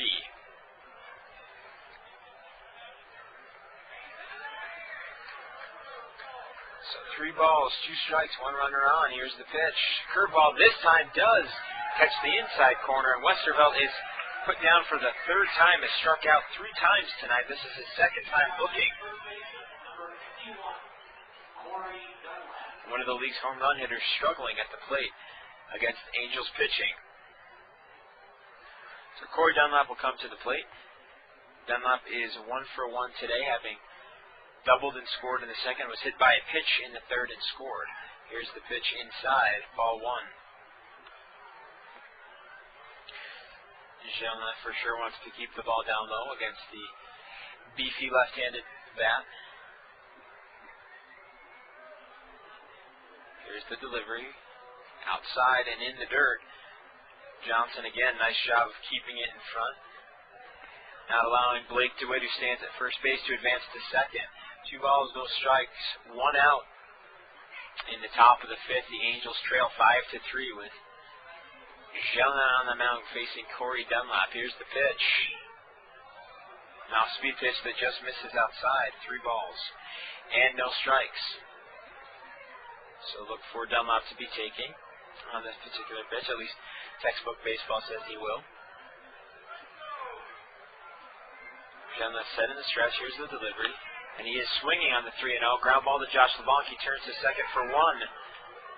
But it was a slow ground ball. And they were unable to relay out to first for the double play. So good job by Josh LeBlanc to get the lead runner. And Dunlap now stands at first with a fielder's choice. That'll bring up Daniel Batts, who was 2 for 2 with a single and a double. Single that drove in double that drove in a run in the second and came around to score.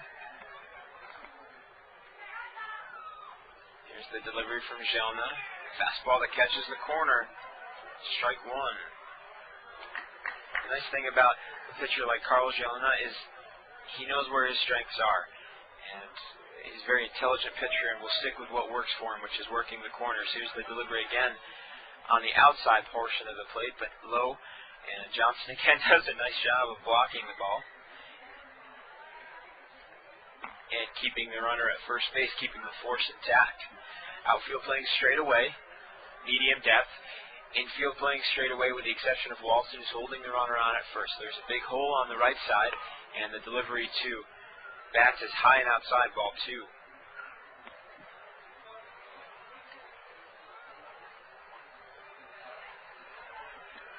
2-1, 2 out, 1 runner on. Raptors lead 5-3 in the top of the 5th. Here's the pitch. Fly ball into left field. Remley will give chase as it's going to drift foul and land safely on the warning track in foul territory. An off-speed pitch that Batts was just out in front. And the count is 2-2. Justin Ruggiano taking his cuts in the on-deck circle.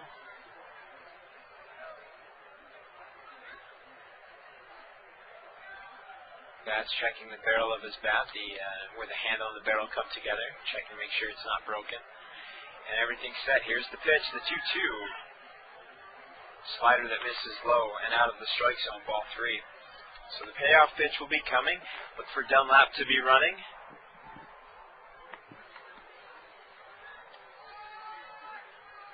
And Batts to be protecting the plate.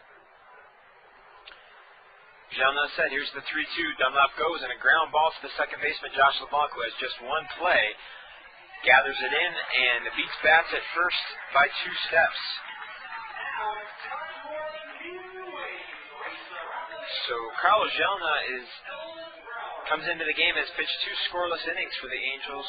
We'll head to the bottom of the 5th with the Angels down 5-3. You're listening to Provo Angels Baseball at sportsjuice.com.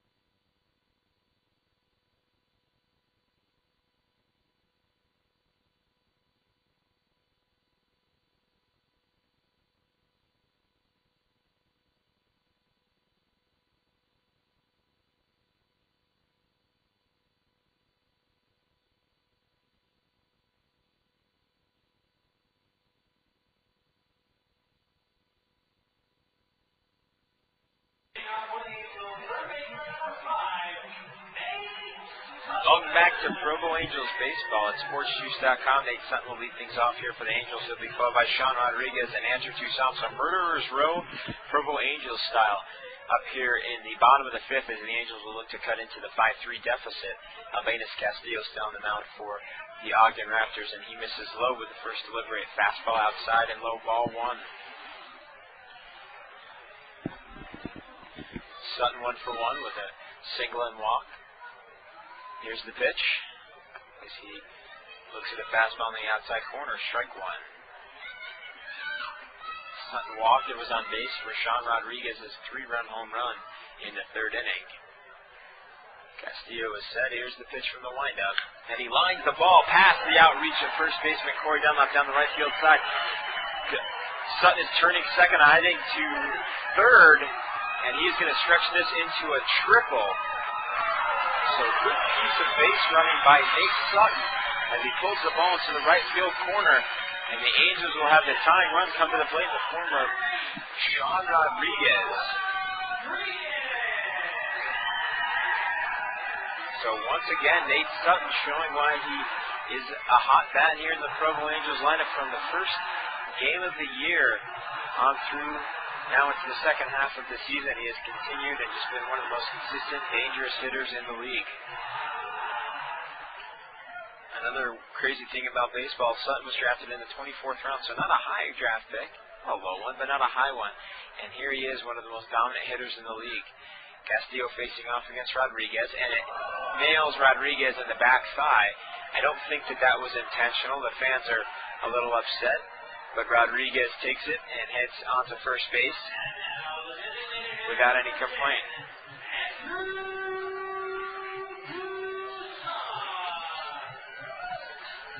So Andrew Toussaint will come to the plate with an opportunity to drive in some runs. Toussaint 0 for 2 tonight, having struck out twice.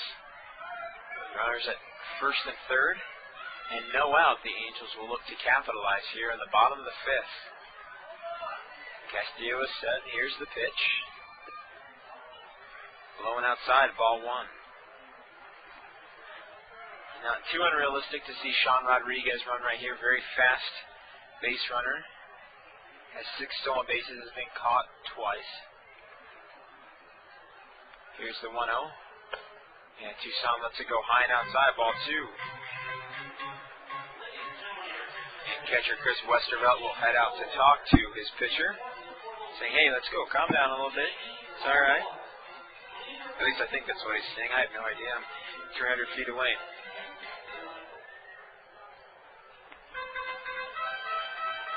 So Andrew Toussaint steps back into the batter's box with a 2-0 count. The Angels trailing 5-3, but threatening here with 2 runners on, runners at the corners, and no out in the bottom of the 5th. Here's the pitch, and the pitch misses wide, and the ball skips away from Westervelt, so Sean Rodriguez takes off. He's only about a foot away. Rodriguez's speed. He arrives easily. Now there's 2 runners in scoring position, and a 3-0 count for Toussaint. Toussaint, another fastball hitter. You leave it belt high across the plate, it will end up in the Merritt Center parking lot in left field. Very quick bat speed. Here's the pitch, the 3-0. Toussaint checks his swing and takes ball 4. Oh. As he was halfway down the first baseline, the home plate umpire appealed to the field umpire, and he said, you did go around. Not the call that the Angels had been expecting or wanted. As you can tell by the partisan call, your broadcaster disagrees, but what are you going to do? So 3 balls and 1 strike. The Angels are threatening Toussaint the go-ahead run at the plate with runners in scoring position here in the bottom of the 5th. Here's the 3-1. Toussaint lines it foul as a fan ducks out of the way. Just does get out of the way before having his head taken off by that line drive. And the count's 3-2. Doesn't get any easier for Albanus after this. Ben Johnson and then J.R. Renz in the lineup for the Provo Angels. 3 balls, 2 strikes. No out. Runners at second and third. The Angels trail 5-3, but have something cooking here in the 5th. And Castillo does not like his sign. Steps off the mound. Off the backside of the rubber. Comes back set. Gets his sign and is ready to go. Here's the pitch. And he misses high and away, and the bases are now loaded for Ben Johnson.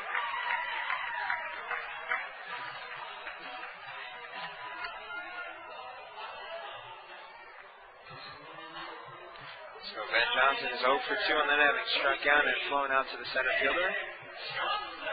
With no out, the infield is back for the Ogden Raptors. Bases loaded. A fly ball will get the job done. A base hit will score 2. And tie this ball game. So no out. Bases chucked full of Provo Angels, and the pitch from Castillo misses low and outside, ball 1. Don't forget it. A walk will do the same as a base hit. It'll score a run. So Johnson showing good patience at the plate.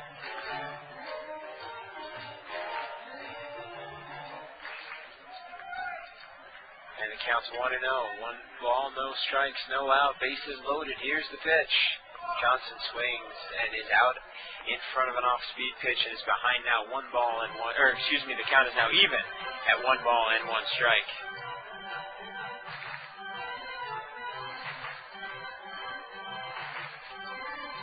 Steps back into the batter's box, taps his bat on the home plate, and is ready to go. Manus looks in. Comes set, gets his sign, and is ready. Here's the pitch. Johnson again out in front of an off-speed pitch and is now behind in the count. 1 ball and 2 strikes. Johnson will be followed by J.R. Renz. And Cliff Remley will come up if we are so lucky to get that far in the lineup. 1-2. Here's the pitch, and Johnson looks at ball 2 inside. Good eye by the catcher.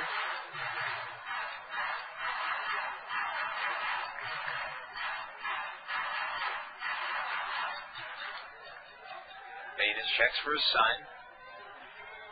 Gets his hands together. Here's the pitch, the 2-2. Johnson swings and misses at a curveball and goes down on strikes. So that'll bring J.R. Renz to the plate. Renz is 0 for 1, having walked in the second and struck out in the third. With one of the RBI leaders of the Pioneer League an opportunity to pick up even more, and he looks at fastball low for ball one.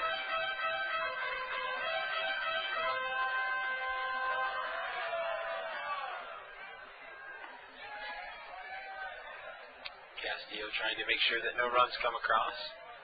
Angels trying to pick up a couple as they trail 5-3, and J.R. Renz again looks at a low pitch and inside for ball two. As I said, pretty decent, pretty boisterous crowd here tonight. There's that many of the Harley Hogs from Utah County. Monarch Honda and Harley Davidson, one of the premier dealerships in the country of Harley Davidson, is located right here in Utah County in Orem. Here's the 2-0, and J.R. grounds it to the third base side, a foul.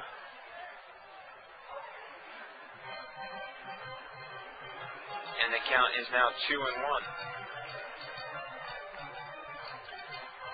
We'll go to some scores from around the major leagues here in a moment as we get things refreshed on the internet.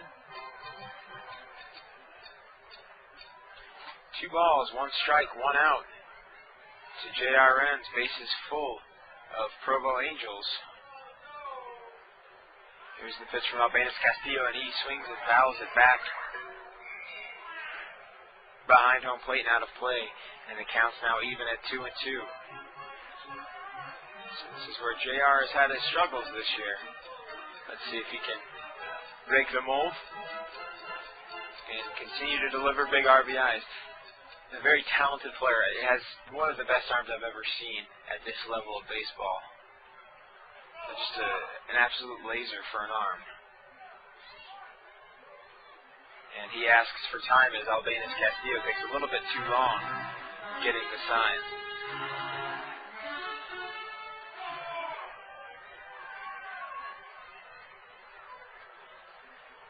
Back in the box, here's the 2-2, and Renz takes it high and tight for ball 3. So 3 balls, 2 strikes, 1 out. Bases loaded. Walks a run here in a very tight ball game. 5-3 in the bottom of the 5th. The Angels trail. We could use the runner. We could use the base runner. We could use the run. Remily will follow here, barring a double play. Here's the pitch. Renz swings it, fouls it back into the screen behind home plate. Stays alive, 3-2.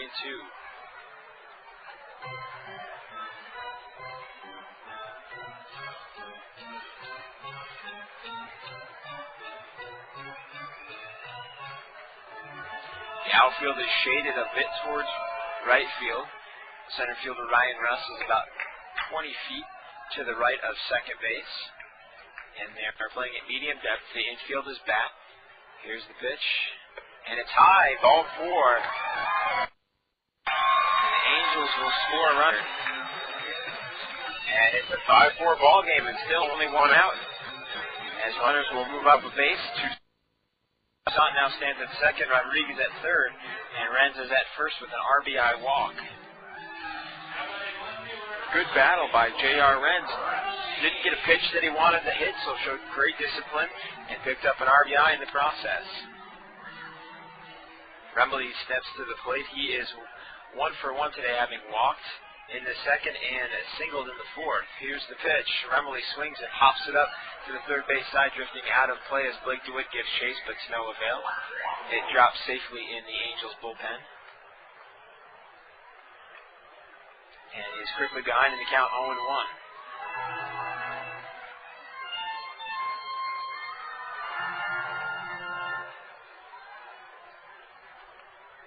No balls, 1 strike, 1 out. Bases still loaded for the Provo Angels as Albanus Castillo is looking to get out of this jam. Here's the pitch, and he grounds the ball to the first baseman, Corey Dunlap, who makes a nice backhand play. Will step on first for the force out, but Remily's ground ball does bring in a run as Rodriguez scores from third. Toussaint moves up to third, and J.R. Renz now stands at second. An RBI ground out by Cliff Remily, and the game is now tied at 5 apiece. The Angels have battled back with 3 runs in the third, 2 here in the 5th, and have matched the Ogden Raptors 5 runs.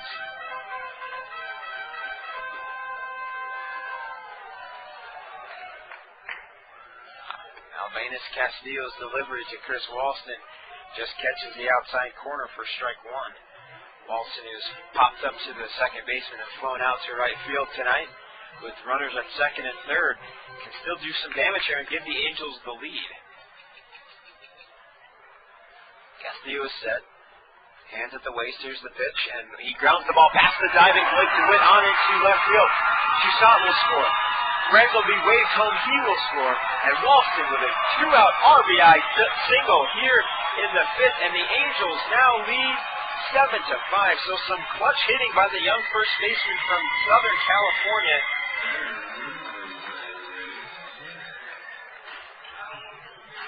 And the Angels now lead 7-5.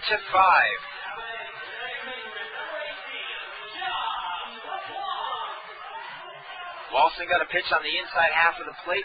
Nice level swing. Grounded the ball past the diving DeWitt at third.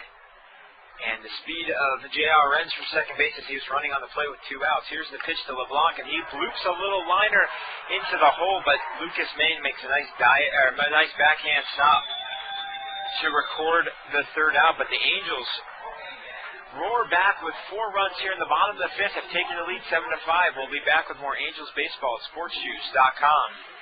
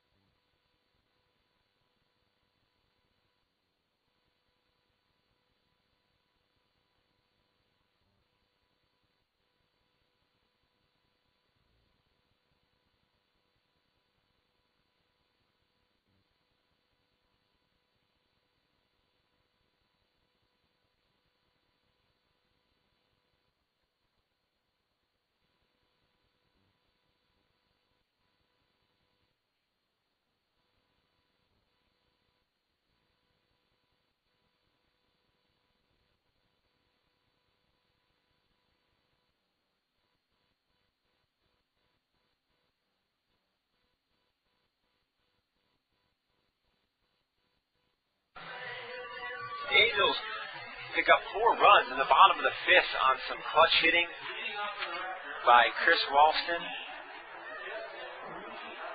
and some good plate discipline by J.R. Renz. Good job by Cliff Remley to put the ball in play, and they've picked up 4 runs.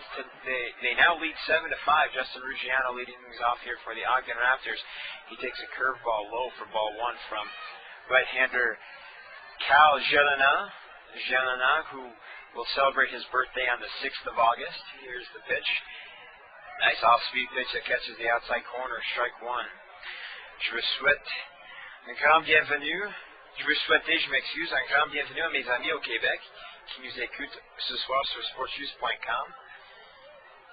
As Carl Jelena misses low. And outside, ball 2, 2-1.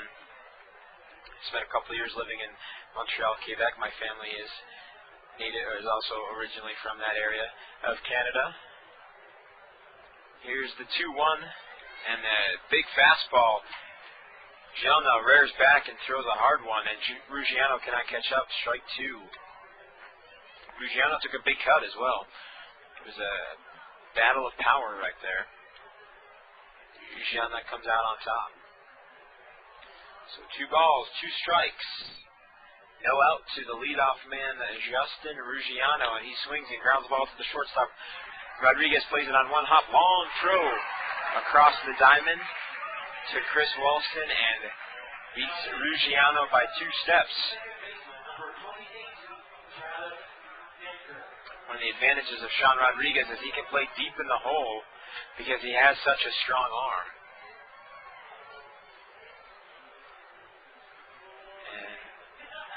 takes away many a base hit from batters here in the Pioneer League.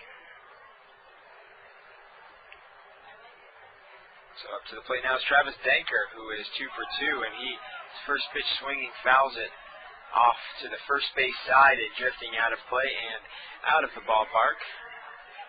Strike one.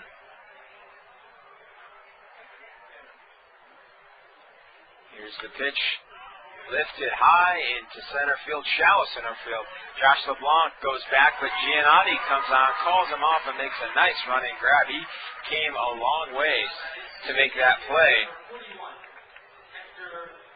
Good job of communication by the defense.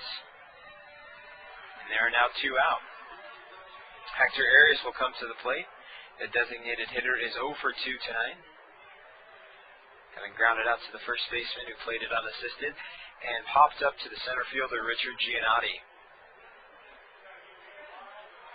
Giannotti, here's the pitch. An off-speed pitch, catches the corner, strike one. Like I said, when he keeps the ball down and paints the corners, he is one of the best relievers on this staff. Here's the 0-1. Jelna goes up high.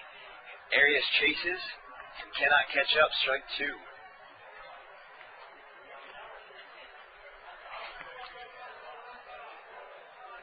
Jenna shakes it off, gets the sign he likes.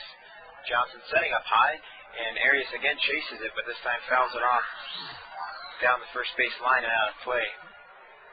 Staying alive at 0-2. So Arias has shown a penchant to chase high fastballs. Here's the 0-2. Curveball grounded to the shortstop, Sean Rodriguez, who plays a nice short hop. Throws it out to first, and they give Arias by a couple of steps.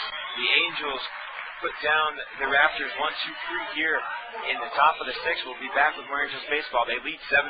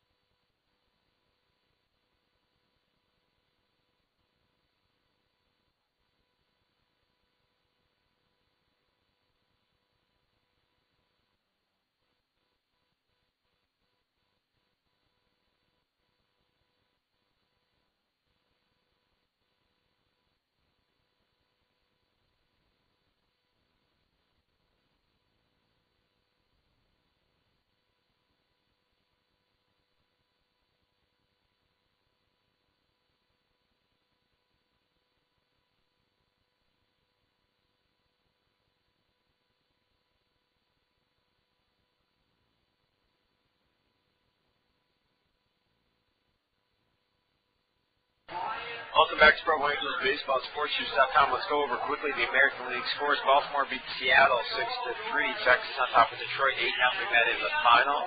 New York Yankees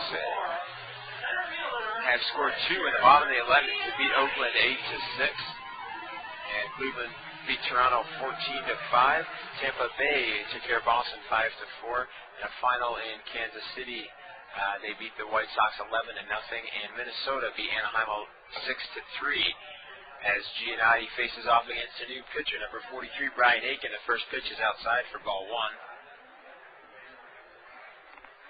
Aiken, no wins, no losses with a 6.29 ERA, as he misses again low and outside, ball two. Seen action in 11 games. Has struck out 28 and walked 12. And again, misses low and outside, ball three.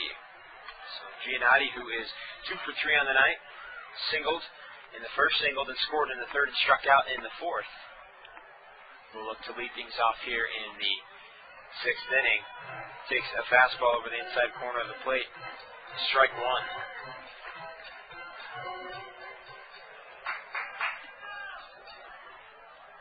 Giannotti, who joined the team after the second week of the season from the University of Miami. Here's the 3-1. Giannotti swings and fouls it back into the screen. Just does catch the lip of the screen and stays on the field. Strike two. Native of Plantation, Florida, was drafted in the 38th round out of the University of Miami, a Hurricane. So by natural cause, he is my enemy. As he looks at strike three, had already tossed his bat and was headed down to first. This umpire seems to enjoy making players look a little silly. So Giannotti strikes out for the second consecutive time.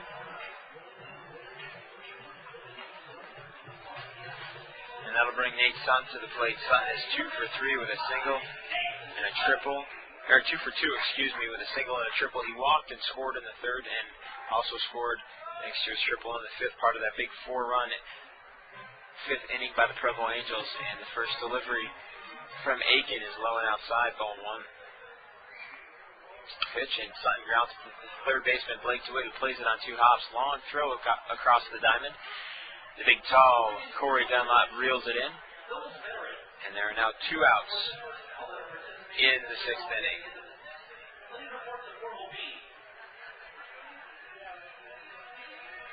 So that'll bring Sean Rodriguez to the plate. Rodriguez struck out in the first, had a 3-run home run in the third, and reached in the 5th and scored. As he looks at a strike on the outside corner, 0-1. Here's the delivery for Macon. Swing and a miss.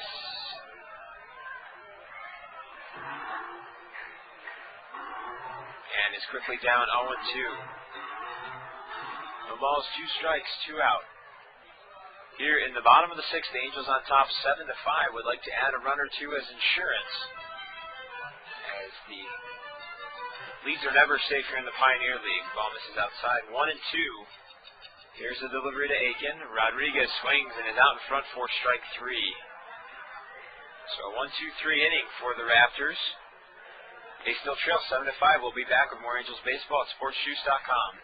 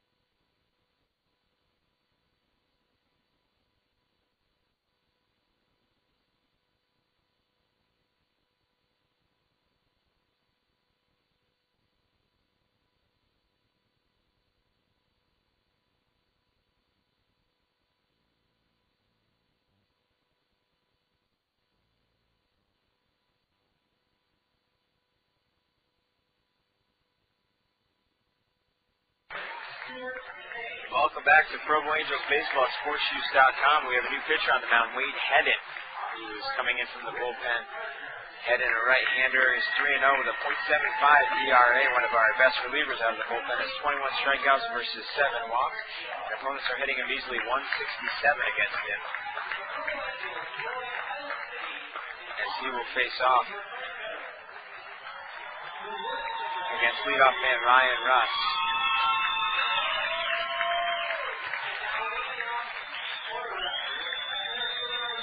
We'll take a brief pause here as we finish the middle of the inning festivities. guess we're finished, actually. Yeah, we're welcoming the Highland City veterans who have battled bravely for our country in the Middle East. As Wade Hedden will face off against Ryan Russ. Russ is 3 for 3 tonight as he squares to bunt and misses the outside corner for ball 1. Carl Jelna pitched 3 scoreless innings and will be on line for the win tonight if the Angels can hold on to this 7-5 lead. Hedden's ground first pitch swinging, and Russ grounds the ball past the outreach of first baseman Chris Walston. J.R. Renz overruns the ball, and Russ is now 4 for 4 on the night.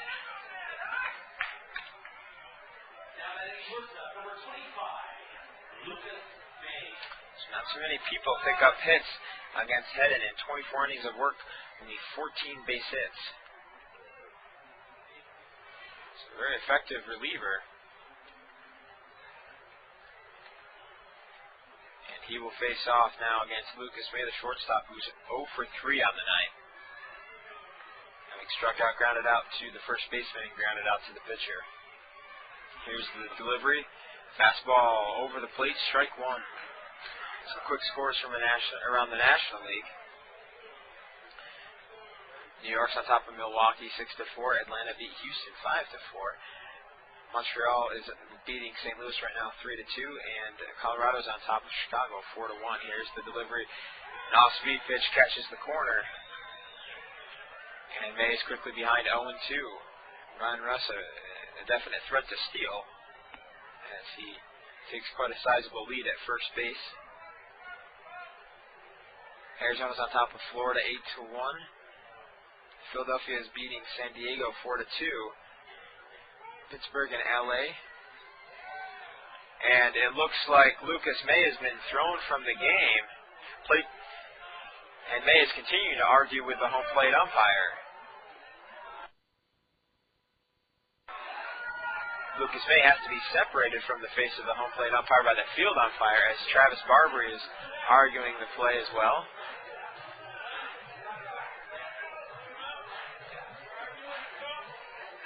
So it looks like there is some words between Lucas May, the home plate umpire, and May's night is finished, as first base coach Max Singleton has to come over and send his young shortstop to the bench as May continues to gesture towards the home plate umpire, throws his bat, slams his helmet down. And this is certainly behavior that you don't see often in the Pioneer League. Count is 0-2, so it looks like they'll have to be a pinch hitter.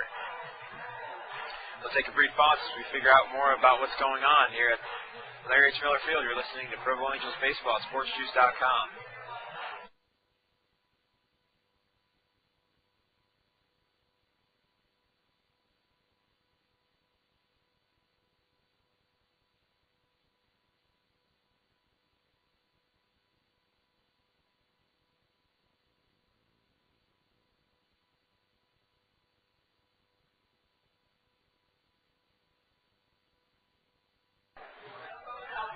Now pinch hitting for the Ogden Raptors is number 5, David Nicholson, the middle infielder, a native of Anaheim, who was picked in the 9th round of this year's amateur draft. He'll step into the box with an 0-2 count, so May's night is done. And David Nicholson will now play shortstop for the Ogden Raptors. Here's the 0-2. He swings and misses and is put down for the first out of the inning. So kind of a bizarre situation. It actually looked, besides the words that were being jawed back and forth between the home plate umpire and Nicholson and May, May was taking his sweet time stepping into the batter's box. And the umpire kept waving him in, May was ignoring him, so the umpire ran him. And the pitch from Hedden to Blake DeWitt is fouled off down the third base side for strike 1. So 1 out here in the top of the 7th. Ryan Russ still at first base, having led off the inning with a single. Some more National League scores. Cincinnati's on top of San Francisco 3-0 in the Bay. And the delivery from Hedden is fouled down the first base side, and the count is now 0-2. So DeWitt behind in the count, 0-2 to Hedden.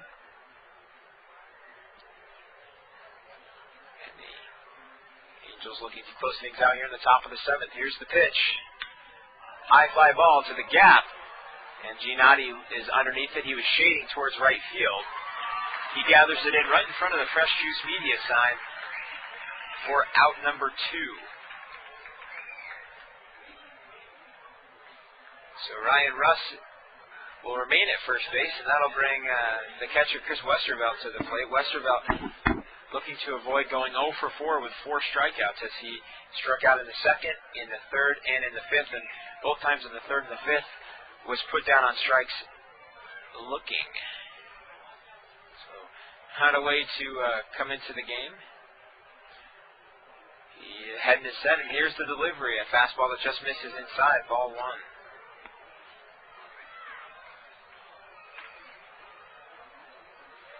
No, 1 ball, no strikes, 2 out. 1 runner on here for the Ogden Raptors. They trail 7-5, and Hedden's delivery fouled back into the screen. Strike 1. One of my favorite things about watching Hedden pitch is he just rears back and throws. I almost think of him more as of a thrower, whereas Joan as a pitcher paints the corners, is very methodical. Hedden has great control, but it just is fun to watch him just rear back and just let it fly as he misses high, ball 2.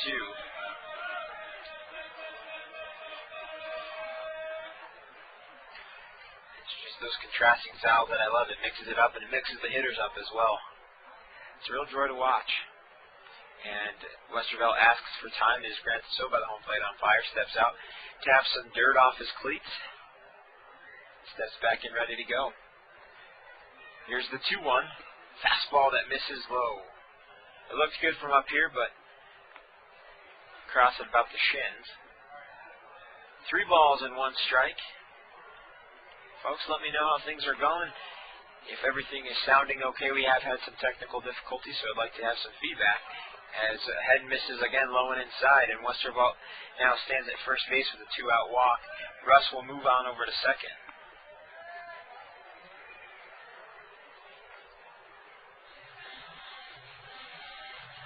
Let me know if things are coming through nice and clear, and if not, I'll see what I can do to get them fixed.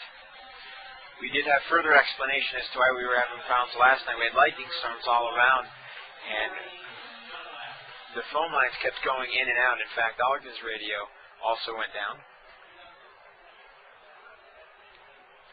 So we were sans information for a while, but everything got fixed. Head now faces off against Corey Dunlop, who takes the first pitch low and inside, ball 1. Dunlop, who doubled and scored in the 2nd, was hit by a pitch and scored in the 3rd and reached on a fielder's choice. Zeke Zimmerman will stroll out to the mound to visit with Wayne Hedden. Ben Johnson out there as well. Runners at first and second, 2 out for the Raptors. They trail by 2, so Dunlop right now represents the go-ahead run. And he has a count of 1-0. Kind of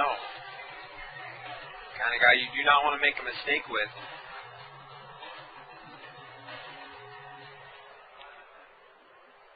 As he stands intimidatingly so in the batter's box. Dunlop is 6'1", 230 pounds.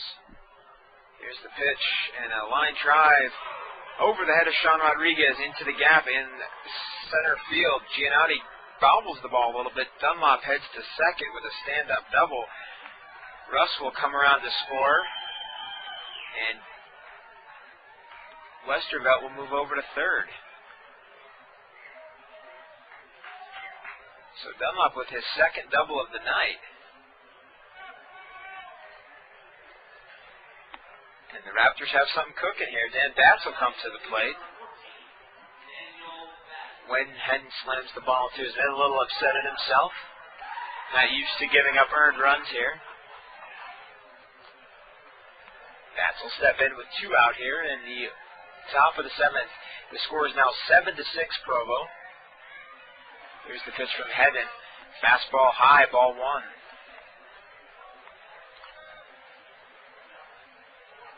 Hedden has his pants up high, wears his socks up high.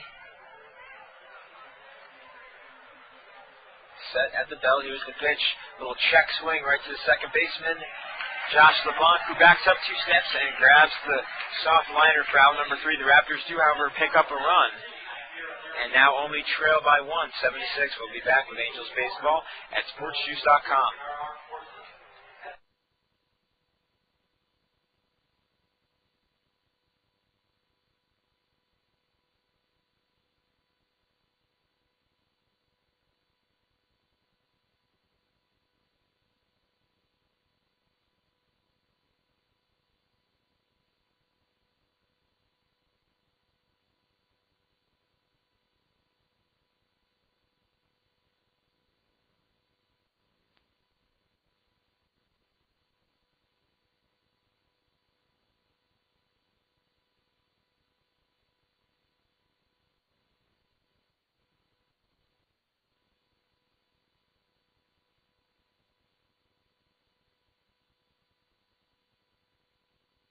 Fans, listen in as the young fan sings God Bless America here at Provo Angels Baseball, Larry H. Miller Field.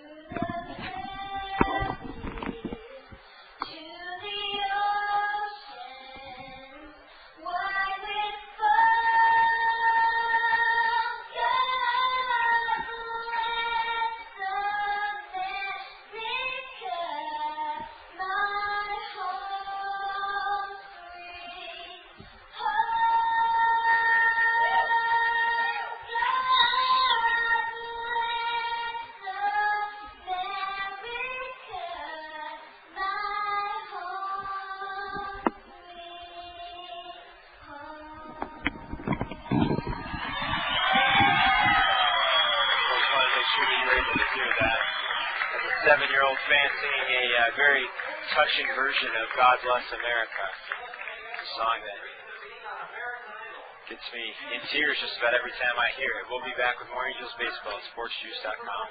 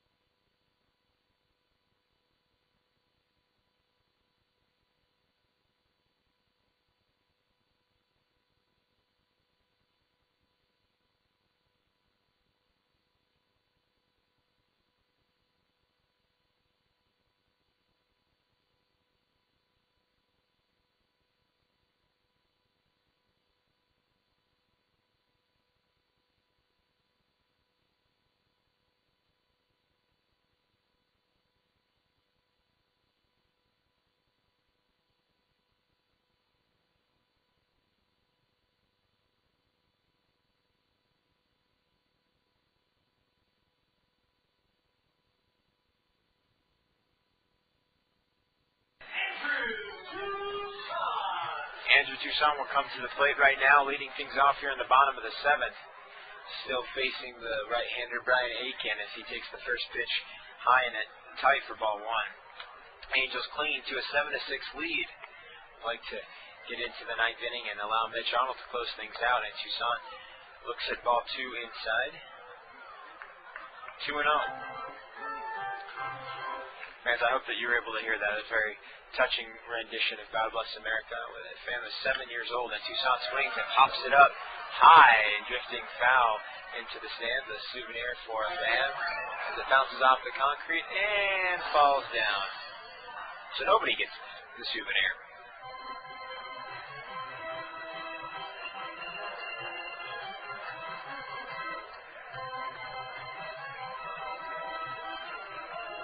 Two balls, one strike. No out here in the bottom of the 7th. A hard shot to the third baseman. DeWitt picks it up, throws to first, and does beat him by a step. So a nice play by third baseman Van Batts. Nice hustle by Andrew Toussaint.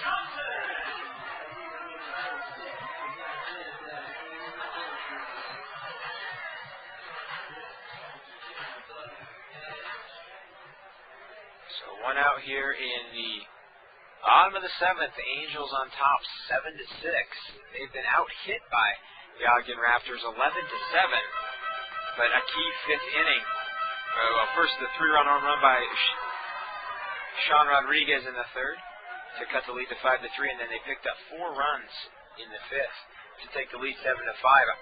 Ogden scored 1 in the top of the 7th, and that is where we stand.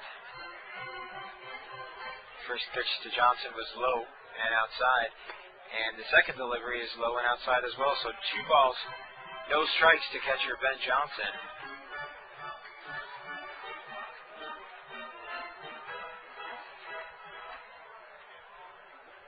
Here's the delivery. Anchor, line drive, base hit right up the middle. On it to center field. Ryan Russ knocks it down. Goes down to 1 knee to pick it up. And Johnson stands at first with a 1-out single. So he's now 1 for 4 on the night. J.R. Renz will come to the plate. Renz has walked twice and struck out. In the 5th inning he walked and came around to score. Did come around to score, and an RBI walk as well. So Renz getting the job done with patience at the plate. Here's the pitch, and he looks at a pitch outside and low, ball 1.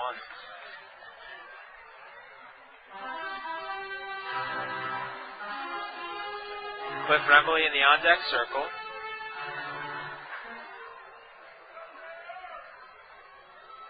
Hoping to add to the hitting fun here in the 7th. Here's the delivery. Again outside, Westervelt has to stretch to make sure that doesn't get by, and there's now 2 balls and no strikes.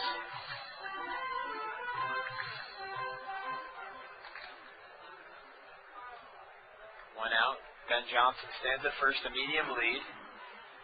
Here's the pitch again outside and low, ball 3. And Aiken is an intelligent guy. I'm sure he doesn't want to give J.R. Renz a pitch in his wheelhouse. But with the way that the bottom of the order has been hitting for the Angels, don't know if you want to allow them to come up to the plate with runners in scoring position. Here's the 3-0. High and tight, ball 4. So with 1 out, the Angels have something going for the 3rd time tonight. Renz is on base thanks to a walk. Westervelt out visiting with his pitcher.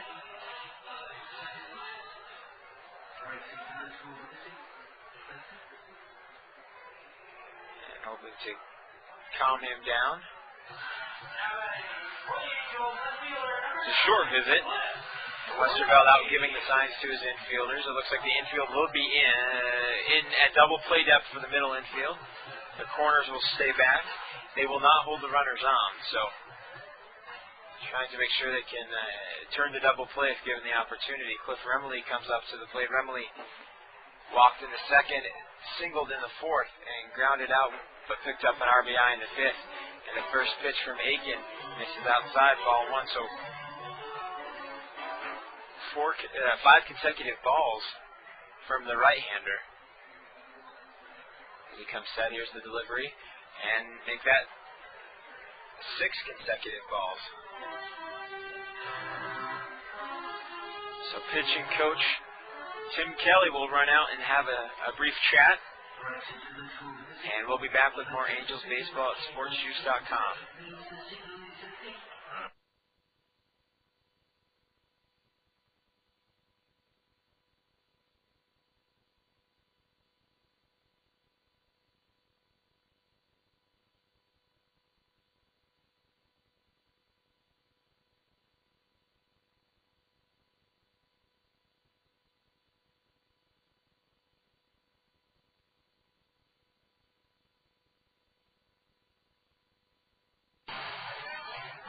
So Remley with a 2-0 count, runners at first and second, 1 out in the bottom of the 7th. The Angels clinging to a 7-6 lead would certainly appreciate some run support here. And Remley fouls the pitch back down the left field line and out of play for strike 1. So for the first time in 7 pitches, Aiken throws a strike. Even that pitch was a little bit high and tight. Probably could have been left alone for ball 3. Remley, a very still batter in the left side of the batter's box. Here's the 2-1, and he grounds the ball back up the middle, past the diving Lucas May on into center field. Johnson will motor around. He will score an insurance run. The Angels now lead 8-6. Wren stops at second base. Remily stands at first with an RBI single, his second RBI on the night. He is now 2 for 3.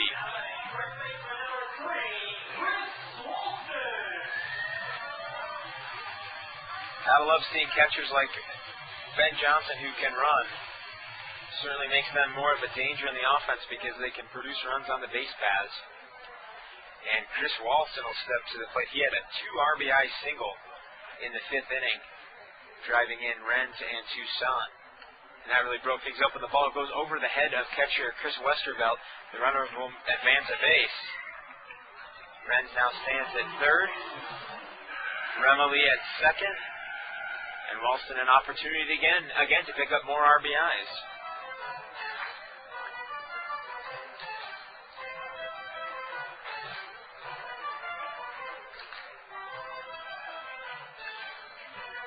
Josh LeBlanc swinging the weighted bat in the on-deck circle. LeBlanc's had some tough luck today. He's hit the ball relatively well, but right at a few people. And Walston again, a single into right field. Renz will come around to score. Remily will put the brakes on at third. And Walston has his 3rd RBI of the night. He is now 2 for 4.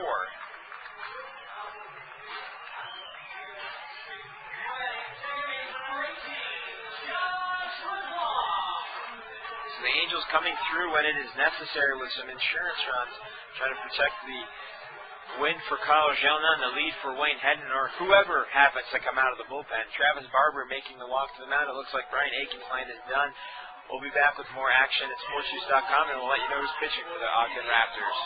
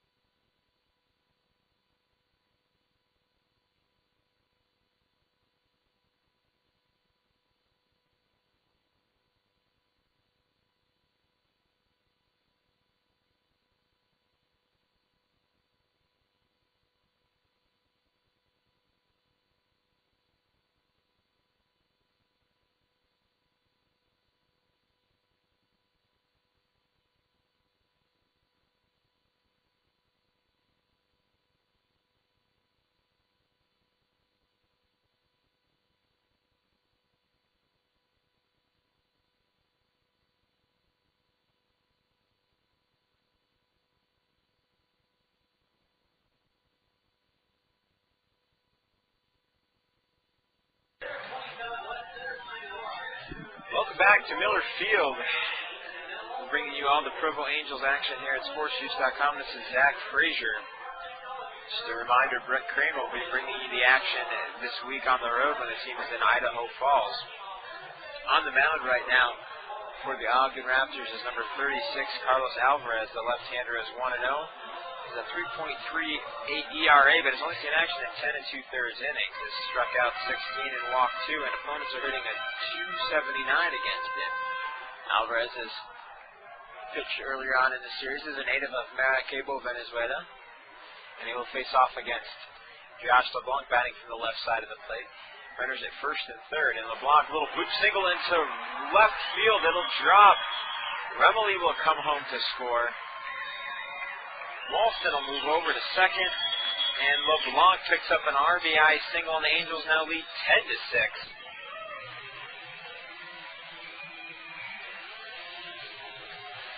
So again, the bottom half of the order being a productive part of the game plan for Tom Kochman. Walston stands at second. LeBlanc stands at first, one out. In the top of the order, Giannotti comes in. Here's the pitch, and he grounds the ball off the plate. High hopper. The only play that Alvarez will have is to first. He waits his sweet time and throws out Giannotti by a step. Runners move up on the play. So Walston now stands at third. LeBlanc at second, and Nate Sutton will come to the plate. Sutton, who singled in the first, walked and scored in the third, tripled and scored in the fifth, and grounded out to the third baseman in the sixth as he looks at a fastball over the corner, strike one.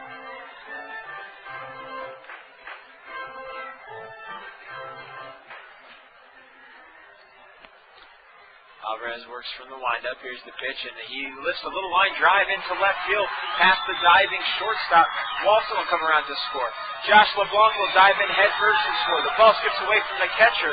Sutton rounds the bag hard, but will stop at second base with an RBI double, and the onslaught continues, and it is probably safe to pull out the brooms, guys. We're on the way to sweeping the Ogden Raptors. The lead is now ballooned to 12-6.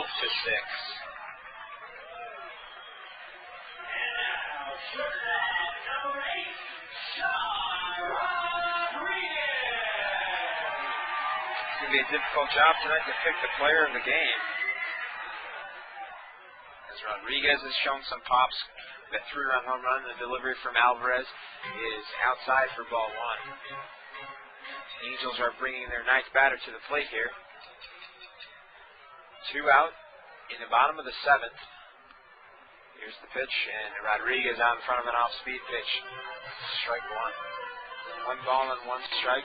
The Angels, no runs in the first, none in the second, 3 in the third, none in the fourth, 4 in the fifth, none in the sixth, and 5 here in the seventh. And Rodriguez high pop up into shallow center field. The second baseman, Travis Denker, going back, calling everybody off, and he gathers it in for the third out. But the Angels send 9 men to the plate, score 5 runs, and now have a commanding 12-6 lead. We'll head into the top of the 8th. Good morning, Angels Baseball at SportsJuice.com.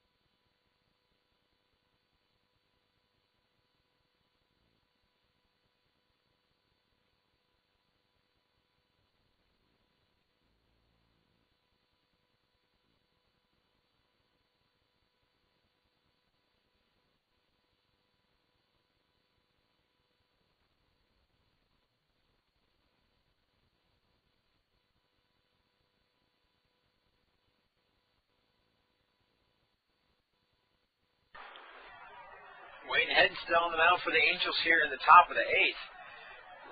Ricardo Requena getting up to throw in the bullpen, as well as Jason Cox. And Hedden leading off against Ruggiano. Ruggiano takes one that's square between the 1 and the 8. And that may have been a retaliation for Sean Rodriguez is getting pegged in the leg. That's okay to do when you lead 12-6. So Travis Denker will come to the plate. But I don't really know what I'm talking about because I'm not in the Angels dugout. So that's just my humble opinion. Runner at first base, no out here in the top of the 8th inning.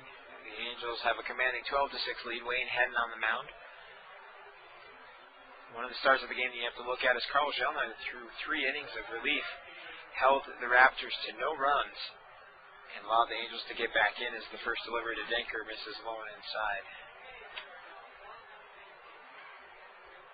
Here's the delivery from Hedden, misses low and outside this time. And the count runs to 2-0.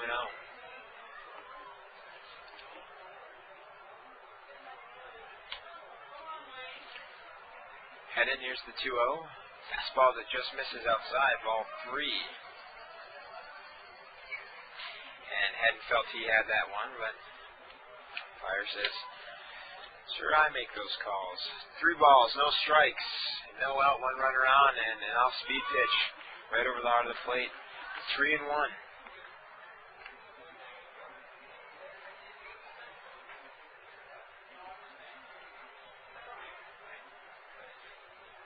Hedden comes set. Here's the pitch. Ground ball foul back to the screen. And Hedden does a nice job to battle back and now has a 3-2 count.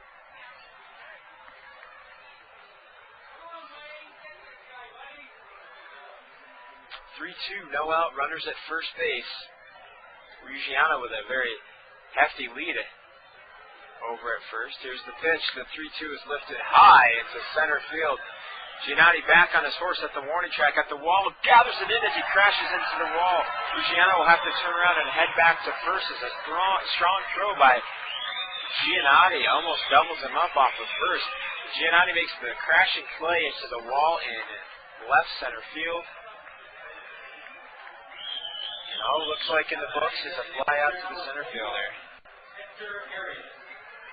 So Denker just misses, cutting the lead to 4. And Hector Arias will come to the plate. Arias has been retired 3 times tonight in 3 at-bats. Grounded out to the first baseman unassisted. Grounded out to the shortstop in the 6th. And popped up to the center fielder in the 4th. I just thought I'd mix it up there, not go in order, see if you guys are paying attention. And the first pitch to Hedden inside at the belt. Arias dances out of the way for ball 1. Arias was very tight on the plate. And Hedden, a little brush back pitch saying, that's my corner, buddy.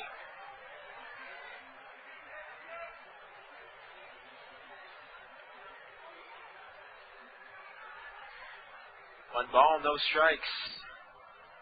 1 out. Here's the pitch. Arias again chases the high fastball. He's been doing that all night long. Ruggiano stands at first, having led off the inning. Being hit squarely in the back by Wayne Hedden fastball. Here's the 1-1. Arias grounds the ball back to the first base, or to the third base side into the Angels dugout. And the count is now 1-2. Outfield at medium depth, about 30 feet in front of the warning track all the way around. Pretty much straight away. There's a huge hole on the right side as Walson is holding the runner on. Arias grounds the ball past the outreach of Sean Rodriguez into left field. And readily picks it up, comes up throwing. Ruggiano stands at second base now, and Arias on first with his first hit of the night. He's 1 for 4. Bring up the top of the order, Ryan Russ. Russ is 4 for 4, having singled in the first, singled in the second, doubled in the 4th, and singled and scored in the 7th. So 3 singles and a double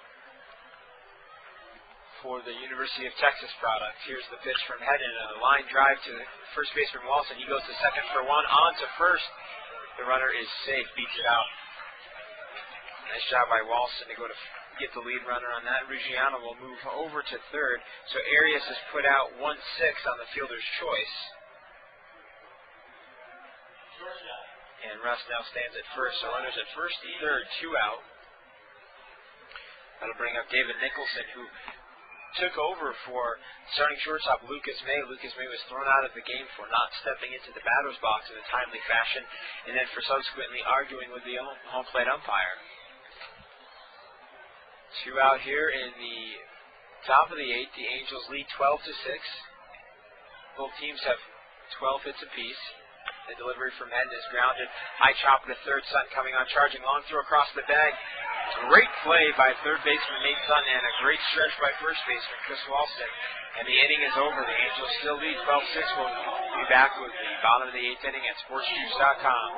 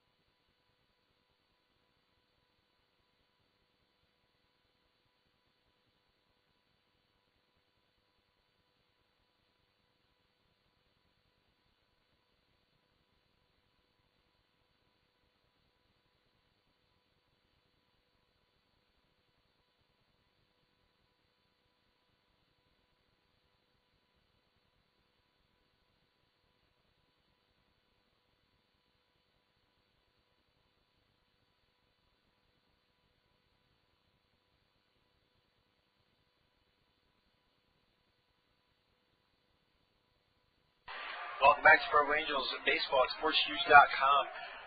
Carlos Alvarez still on the mound for the Ogden Raptors, facing off against Andrew Toussaint. And Toussaint takes the first pitch high and outside for ball 1. Toussaint has struck out twice, walked and scored, and hit a shot to the third baseman Blake DeWitt, who made a nice play to retire him in the 7th inning. As he led off the inning then, swings and fouls the next pitch back into the netting. 1 ball and 1 strike.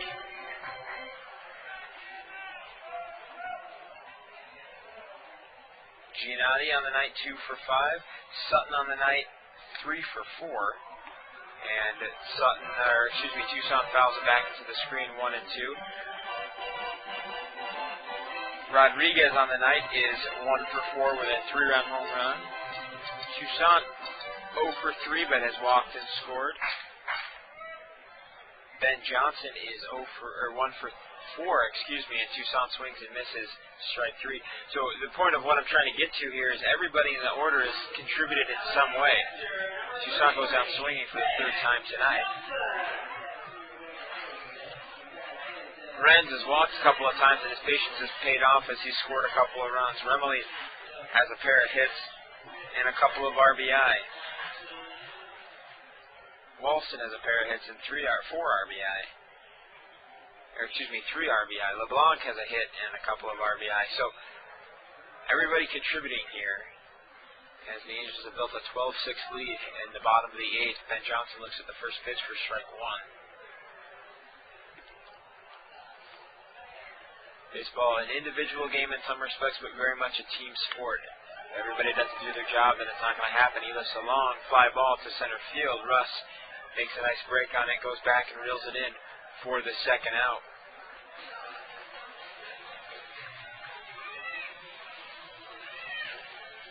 And that'll bring J.R. Renz to the plate. Renz has walked 3 times, scoring both in the 5th and 7th inning. He's been a part of the big innings here for Provo.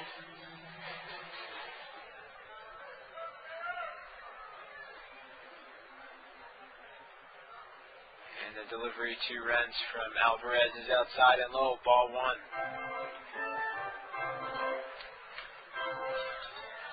Kyle Pawalczyk and Ricardo Requena both warming up in the bullpen right now. Here's the pitch from Alvarez. Swung on and fouled back and out of play. 1 ball and 1 strike. 2 out, nobody on. Bottom of the 8th inning, Angels lead 12-6. Get on real quick and get you some scores from the Pioneer League.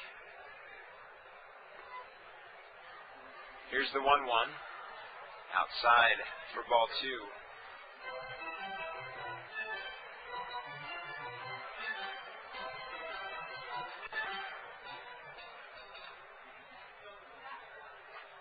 Two balls, 1 strike. Here's the delivery. And Renz looks at a fastball on the outside corner. 4 strike 2.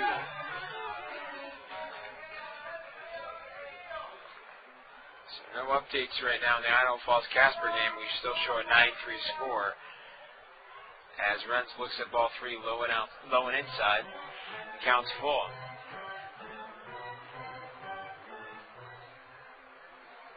3 balls, 2 strikes, 2 out. Cliff Remley in the on-deck circle, hoping to get 1 more at bat here tonight. Here's the pitch. And Renz looks at ball 4. Hesitates a little bit because of this particular umpire's penchant to wait a while before calling strike 3. So for the 4th time tonight, Renz walks and gets on base. So he's technically only 0 for 1, but has 5 at-bats tonight. But Remley steps to the plate. Remley had a big single in the 7th inning.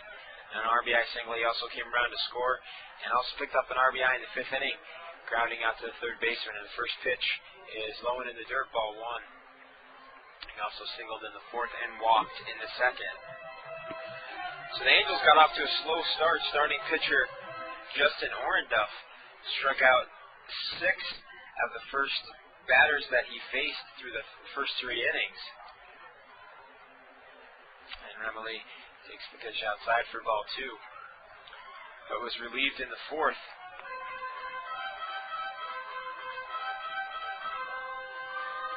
And the Ogden Raptors bullpen unable to keep the lead for him. Pitching coach Tim Kelly out to visit with his young pitcher. He has missed for the last 4 pitches outside of the strike zone.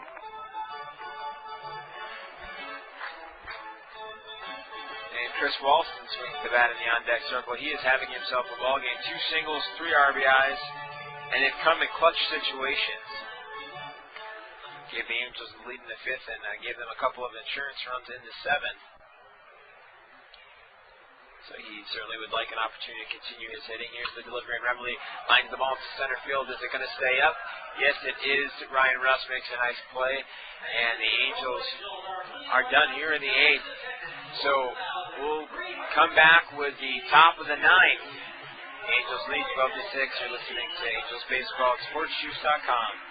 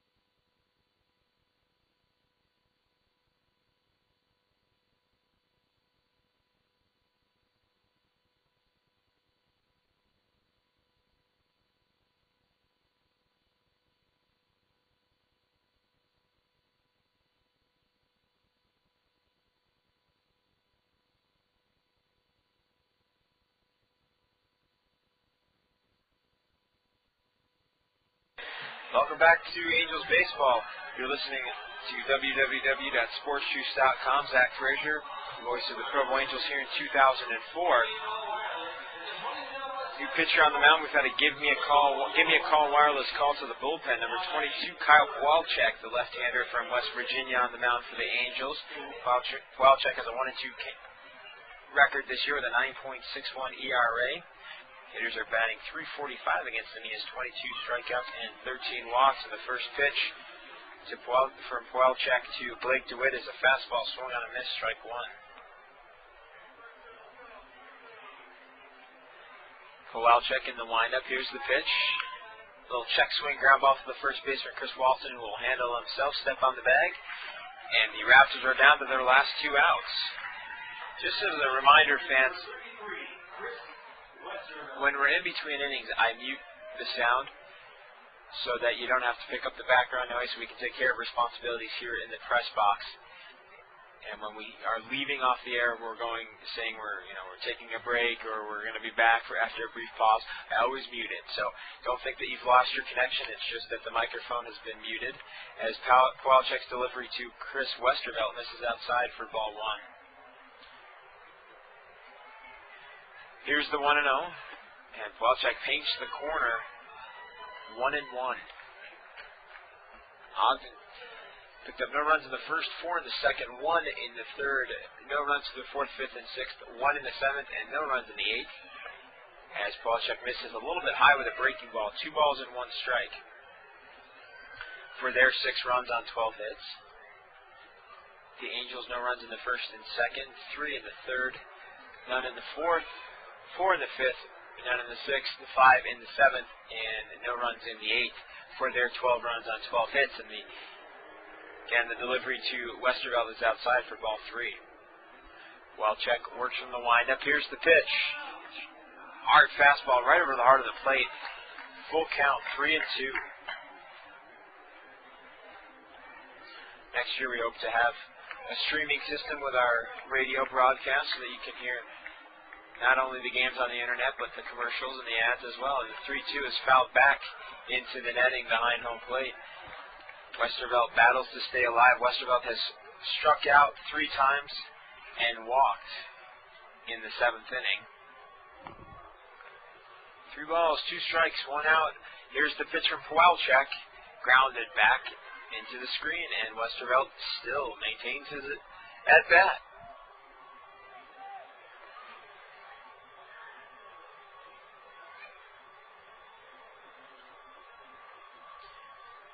Kowalczyk comes set. Here's the pitch. Swing on and missed. Swung on and missed, by Chris Westervelt. Grammer gets a little loose here at 10:03 at night. And Westervelt strikes out 4 times tonight.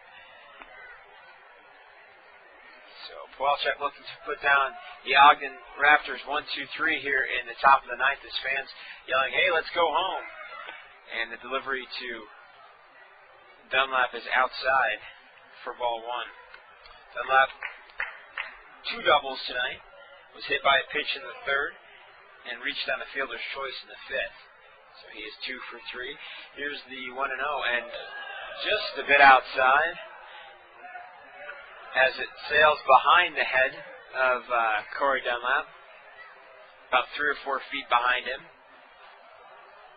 And about 3 or 4 people up here in the press box pulled the old Major League just a bit outside call. So I don't feel bad about playing the cliche. Here's the 2-0.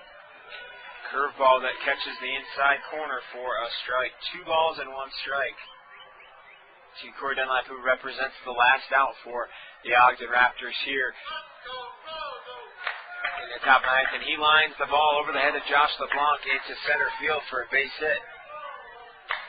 So that'll bring up Dan Batts, and Dunlap is having himself an evening. He's 3 for 4 in 5 at-bats. And Batts comes to the plate. Batts has a double. A single is grounded out to the second baseman and lined out to second baseman Josh LeBlanc. And he now represents the last out for the Ogden Raptors. Here in the bottom of the ninth, 2 out, Dunlap at first, and the delivery from Pawelczyk misses high for ball 1.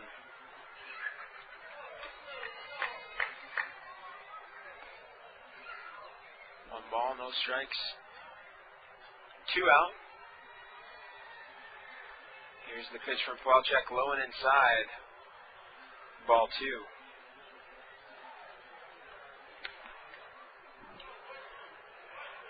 Pawelczyk joined the Angels organization in 2002, a third-round draft pick out of Elkins, West Virginia. Last pitch for the Provo Angels. Here's the pitch from Pawelczyk, and swung on a miss by bats, strike 1. It's affectionately known to his teammates as P-Check.